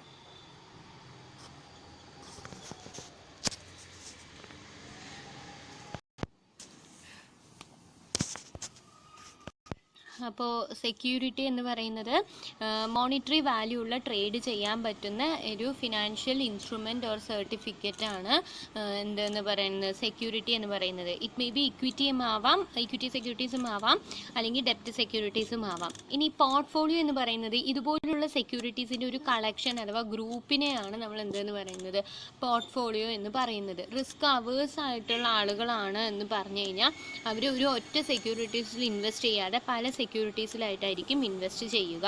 ഇതാണ് എന്തെന്ന് പറയുന്നത് ആ ഗ്രൂപ്പ് ഓഫ് സെക്യൂരിറ്റീസിനെയാണ് നമ്മൾ പോർട്ട്ഫോളിയോ എന്ന് പറയുന്നത്. ഓക്കെ, അപ്പോൾ പോർട്ട്ഫോളിയോനെ കുറിച്ച് പഠിക്കുമ്പോൾ നമ്മൾ അറിഞ്ഞിരിക്കേണ്ട ഒരു പ്രധാനപ്പെട്ട കാര്യമാണ് ഡൈവേഴ്സിഫിക്കേഷൻ എന്ന് പറയുന്നത്. ഡൈവേഴ്സിഫിക്കേഷൻ എന്ന് പറയുന്നത് സാധാരണ ഇതിൽ നമ്മൾ പറയാറുണ്ട് don't put your eggs in one basket. ഒരു കൊട്ടയിൽ എല്ലാ മുട്ടയും ഇട്ട് വെക്കുന്നത് റിസ്ക് കൂടാനുള്ള സാധ്യത വളരെ കൂടുതലാണ് അല്ലേ. അപ്പോൾ അതിന് പകരം നമ്മൾ എന്ത് ചെയ്യാം? ഡിവൈഡ് ചെയ്യുക അല്ലെങ്കിൽ സ്പ്രെഡ് ചെയ്യുക എന്നുള്ളതാണ് ഈ ഒരു ഡൈവേഴ്സിഫിക്കേഷൻ എന്നുള്ള കോൺസെപ്റ്റിന് പിന്നിലുള്ളത്. ഓക്കെ, ഇറ്റ് ഈസ് ബേസിക്കലി നമ്മൾ എന്തിനാണ് ഉപയോഗിക്കുന്നത്? പല അസറ്റുകളിലായിട്ട് അല്ലെങ്കിൽ ഇൻവെസ്റ്റ്മെൻറ്റ്സിലായിട്ട് നമ്മൾ ഇൻവെസ്റ്റ് ചെയ്യുന്ന സമയത്ത് നമ്മുടെ റിസ്ക്കും അതിനനുസരിച്ച് എന്ത് ചെയ്യും? സ്പ്രെഡ് ചെയ്യും. അപ്പോൾ ഈവൻ ഏതെങ്കിലും ഒന്ന് റോങ് ആയിട്ട് പോയാലും ബാക്കിയുള്ളത് അത് എഫക്റ്റ് ചെയ്യില്ല എന്നുള്ളതാണ് ഡൈവേഴ്സിഫിക്കേഷൻ്റെ ഒരു ഗുണം എന്ന് പറയുന്നത്. അപ്പോൾ ഡൈവേഴ്സിഫിക്കേഷൻ ചെയ്യുമ്പോൾ ഒരു നല്ല ഡൈവേഴ്സിഫൈഡ് പോർട്ട്ഫോളിയോ എന്ന് പറയുന്നത് പെർഫെക്റ്റ്ലി പോസിറ്റീവ്ലി കോറിലേറ്റ്, അതായത് ഒരേപോലെ മൂവ് ചെയ്യുന്ന സെക്യൂരിറ്റീസ് അങ്ങനത്തെ നല്ലൊരു പോർട്ട്ഫോളിയോയിൽ ഉണ്ടാവരുത്. ഓക്കെ, ഒരു പോർട്ട്ഫോളിയോയിൽ വന്നിട്ട് കുറച്ച് സെക്യൂരിറ്റീസ് ഹൈ റിസ്ക് സെക്യൂരിറ്റീസ് ഉണ്ടാവണം, അതേമാതിരി തന്നെ കുറച്ച് ലോ റിസ്ക് സെക്യൂരിറ്റീസും ഉണ്ടാവണം. അപ്പോൾ ഇതിന് ബേസിൽ ടൈപ്സ് ഓഫ് ഡൈവേഴ്സിഫിക്കേഷൻ എന്ന് വെച്ച് കഴിഞ്ഞാൽ കുറേ എണ്ണം ഉണ്ട്. അതിൽ ആദ്യം company diversification. Company negative returns ഉള്ള ഒരു ഇതിലുള്ള ഒരേ വിഭാഗത്തിൽ പെടുന്ന വ്യത്യസ്ത കമ്പനീസ് ആയിരിക്കാം, പക്ഷേ നെഗറ്റീവ് റിട്ടേൺസ് ഉള്ള റിസ്ക് ഓഫ് നെഗറ്റീവ് റിട്ടേൺസ് ഉള്ള അങ്ങനെയുള്ള അതിനെ ബാലൻസ് ചെയ്യാൻ നെഗറ്റീവ് റിട്ടേൺസിനെ ബാലൻസ് ചെയ്യാൻ ഇതുള്ള സെക്യൂരിറ്റീസ്. ഓക്കെ, ജിയോഗ്രഫിക്കൽ ഡൈവേഴ്സിഫിക്കേഷൻ പറഞ്ഞാൽ വ്യത്യസ്ത കൺട്രീസ്, വ്യത്യസ്ത റീജിയൻ. ഓക്കെ, പിന്നെ മാനേജർ ഡൈവേഴ്സിഫിക്കേഷൻ എന്ന് പറഞ്ഞു കഴിഞ്ഞാൽ വ്യത്യസ്ത ഫണ്ട് മാനേജേഴ്സിനെ വ്യത്യസ്ത ഇൻവെസ്റ്റ്മെൻറ്റ് സ്റ്റൈൽ ഫോളോ ചെയ്യുന്നവരിനെ ഉപയോഗിക്കുക. അസറ്റ് അലോക്കേഷൻ എന്ന് പറയുന്നത് കുറച്ചെണ്ണം റിസ്കി ഫണ്ടിലും കുറച്ചെണ്ണം ലെസ് റിസ്കിയിലും കുറച്ചെണ്ണം ഫിക്സഡ് ഇൻകം ഈൽഡിങ്ങിലും അങ്ങനെ ചെയ്യുക. അതിനെയാണ് അസറ്റ് അലോക്കേഷൻ എന്ന് പറയുന്നത്. ഇതൊക്കെ ടൈപ്സ് ഓഫ് ഡൈവേഴ്സിഫിക്കേഷൻ ആണ്. Next, portfolios with more than 2 securities. Okay, the benefits from diversification increase as more and more securities with less than perfectly positively correlated returns are included in the portfolio. അതായത് ഡൈവേഴ്സിഫിക്കേഷൻ്റെ benefits നമ്മൾ കൂട്ടണമെങ്കിൽ perfect positive correlation ഉള്ള securities ഉണ്ടാവാൻ പാടില്ല. അത് കുറയും തോറും ആ perfect positive correlation, അതായത് ഒരേപോലെ മൂവ് ചെയ്യുന്ന മാർക്കറ്റ് മൂവ് ചെയ്യുന്നതിനോടൊപ്പം ഒരേപോലെ മൂവ് ചെയ്യുന്ന സെക്യൂരിറ്റീസ് ആണ് ഉള്ളത് എന്ന് വെച്ച് കഴിഞ്ഞാൽ കഴിഞ്ഞാൽ അതിനേക്കാളും ബെറ്റർ എന്ന് പറഞ്ഞാൽ നമ്മൾ എന്തായിരിക്കും, അങ്ങനത്തെ സെക്യൂരിറ്റീസിനേക്കാളും അങ്ങനെ അല്ലാത്ത സെക്യൂരിറ്റീസ് ഇൻക്ലൂഡ് ചെയ്യുമ്പോൾ ആ ഡൈവേഴ്സിഫിക്കേഷൻ്റെ ബെനിഫിറ്റ്സ് കുറച്ചുകൂടി കൂടും. ആൻഡ് നമ്പർ ഓഫ് സെക്യൂരിറ്റീസ് നമ്മൾ പോർട്ട്ഫോളിയോയിൽ ആഡ് ചെയ്യും തോറും സ്റ്റാൻഡേർഡ് ഡീവിയേഷൻ എന്ന് പറയുന്നത് കുറയും, അതായത് റിസ്ക് കുറയും എന്നാണ് പറയുന്നത്. അപ്പോൾ ഒരു ഇൻവെസ്റ്ററിന് വന്നിട്ട് പോർട്ട്ഫോളിയോ റിസ്കിനെ ഏറ്റവും ചെറുതാക്കാൻ പറ്റും എന്നാണ് പറയുന്നത്. ഈവൻ നെഗറ്റീവ് ഓർ സീറോ കോറിലേഷനുള്ള സെക്യൂരിറ്റീസിനെ ഉപയോഗിച്ചുകൊണ്ട് നമുക്ക് എന്ത് ചെയ്യാൻ പറ്റും, അങ്ങനെ റിസ്ക് കുറയ്ക്കാൻ പറ്റും.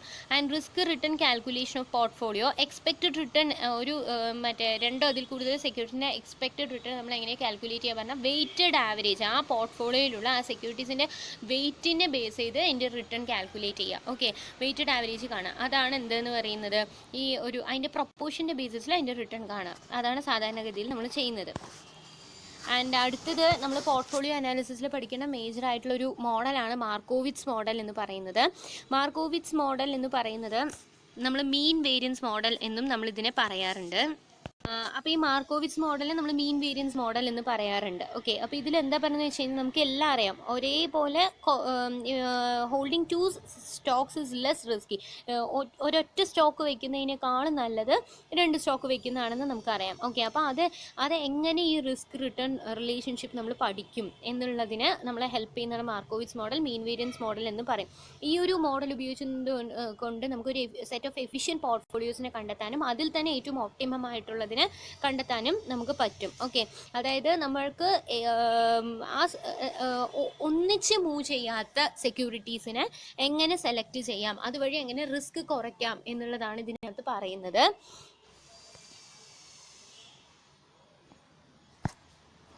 നെക്സ്റ്റ് ഇതിലുള്ള അസംഷൻസ്, ഈ ഒരു മോഡലിൻ്റെ അസംഷൻസ് എന്തൊക്കെയാണ് എന്ന് പറഞ്ഞു കഴിഞ്ഞാൽ, ഒരു പോർട്ട്ഫോളിയോൻ്റെ റിസ്ക് എന്ന് പറയുന്നത് അതിൻ്റെ റിട്ടേൺസിൻ്റെ വേരിയബിലിറ്റീനെ ബേസ് ചെയ്തിട്ടാണ്. പിന്നെ ഒരു ഇൻവെസ്റ്റർ എപ്പോഴും റിസ്ക് അവേഴ്സ് ആയിരിക്കും, അതായത് റിസ്ക് കുറയ്ക്കാനാണ് ശ്രമിക്കുന്നത്.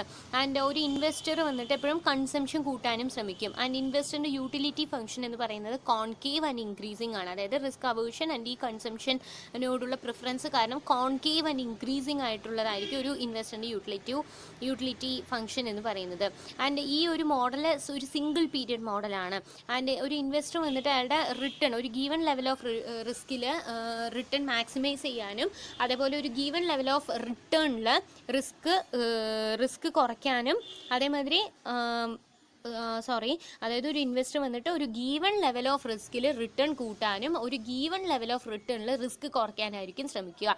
അതുകൊണ്ട് അതേമാതിരി തന്നെ ഒരു ഇൻവെസ്റ്റർ റാഷണലാണ്, എല്ലാ കാര്യങ്ങളും ചിന്തിച്ച് തീരുമാനം എടുക്കുന്ന ആളാണ് ഒരു ഇൻവെസ്റ്റർ. ഓക്കെ, അപ്പോൾ ഈ മോഡൽ ഡെവലപ്പ് ചെയ്യുന്ന സമയത്ത് മാർക്കോവിറ്റ്സ് വന്നിട്ട് ഒരു സിംഗിൾ സ്റ്റോക്ക് പോർട്ട്ഫോളിയോനെ വിട്ടിട്ട് അദ്ദേഹം ഉപയോഗിച്ചത് ഡൈവേഴ്സിഫിക്കേഷൻ എന്നുള്ള കോൺസെപ്റ്റാണ്. അപ്പോൾ ഈ സിംഗിൾ സ്റ്റോക്ക് പോർട്ട്ഫോളിയോയിൽ എന്ന് പറയുന്നത് single stock portfolio would be preferable if the investor perfectly certain that, അതായത് ആർക്കാണ് ഈ സിംഗിൾ സ്റ്റോക്ക് പോർട്ട്ഫോളിയോ ഏറ്റവും സ്യൂട്ടബിൾ ആയിട്ടുള്ളത്, ഒരിക്കലും അയാളുടെ എക്സ്പെക്റ്റേഷൻ ഓഫ് ദാറ്റ് റിട്ടേൺ എന്ന് പറയുന്നത് റോങ് ആവില്ല എന്ന് ഉറപ്പുള്ളവർക്ക്. ഓക്കെ, പക്ഷേ അങ്ങനെയല്ല, ഇന്നിപ്പോൾ അൺസർട്ടിനിറ്റി കൂടുതലുള്ള സാഹചര്യങ്ങളിൽ single stock portfolio is not better. Okay,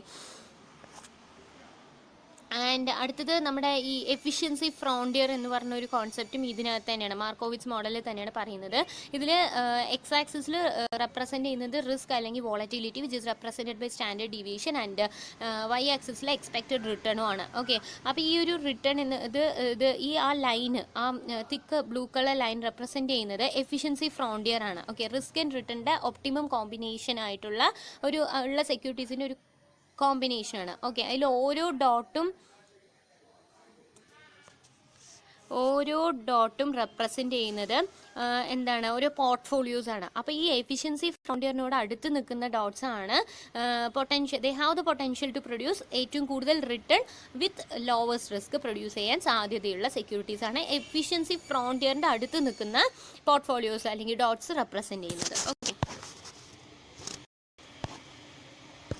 അടുത്തത് ഒപ്റ്റിമൽ പോർട്ട്ഫോളിയോ എങ്ങനെ സെലക്ട് ചെയ്യും. നമ്മൾ പറഞ്ഞു മാർക്കോവിറ്റ്സ് മോഡൽ ഉപയോഗിച്ചുകൊണ്ട് എഫിഷ്യൻറ്റ് പോർട്ട്ഫോളിയോസ് ഐഡൻറ്റിഫൈ ചെയ്യാൻ അതിൽ ഏറ്റവും നല്ല ഒപ്റ്റിമലിനെ സെലക്ട് ചെയ്യാൻ പറ്റും എന്നുള്ളത്. അപ്പോൾ ഒപ്റ്റിമൽ പോർട്ട്ഫോളിയോ പറഞ്ഞാൽ ഇത് തന്നെയാണ്, റിട്ടേൺ കൂടുതലും റിസ്ക് കുറവുമായിരിക്കണം. അപ്പം ആൻഡ് ഇത് നമ്മൾ എങ്ങനെ നമ്മൾ റെപ്രസെൻറ്റ് ചെയ്യണമെന്ന് പറഞ്ഞു കഴിഞ്ഞാൽ ഈ ഒരു 3 curve, indifference curve, efficiency frontier ഇത് വെച്ചിട്ടാണ് നമ്മൾ റെപ്രസെൻറ്റ് ചെയ്യുന്നത്. അതിൽ എഫിഷ്യൻസി ഫ്രോണ്ടിയർ ലെയറും ഇൻഡിഫറൻസ് കേർവും കൂടി കൂട്ടിമുട്ടുന്ന ആ ഒരു പോയിന്റ്, അതാണ് നമ്മുടെ എന്തെന്ന് പറയുന്നത് ഒപ്റ്റിമൽ പോർട്ട്ഫോളിയോൻ്റെ പോയിന്റ് എന്ന് പറയുന്നത്, അല്ലെങ്കിൽ ഫീസിബിൾ ആയിട്ടുള്ള പോയിന്റ്. ഈ രണ്ടും ടാൻജൻ്റ് ആവുന്ന ആ പോയിന്റ്. ഓക്കെ, അടുത്തത് ഇത് പോർട്ട്ഫോളിയോ അനാലിസിസിൽ വരുന്ന ഒരു വേറെ മോഡലാണ് ഷാർപ്സ് സിംഗിൾ ഇൻഡെക്സ് മോഡൽ. അത് വില്യം ഷാർപ്പാണ് ഡെവലപ്പ് ചെയ്തത്.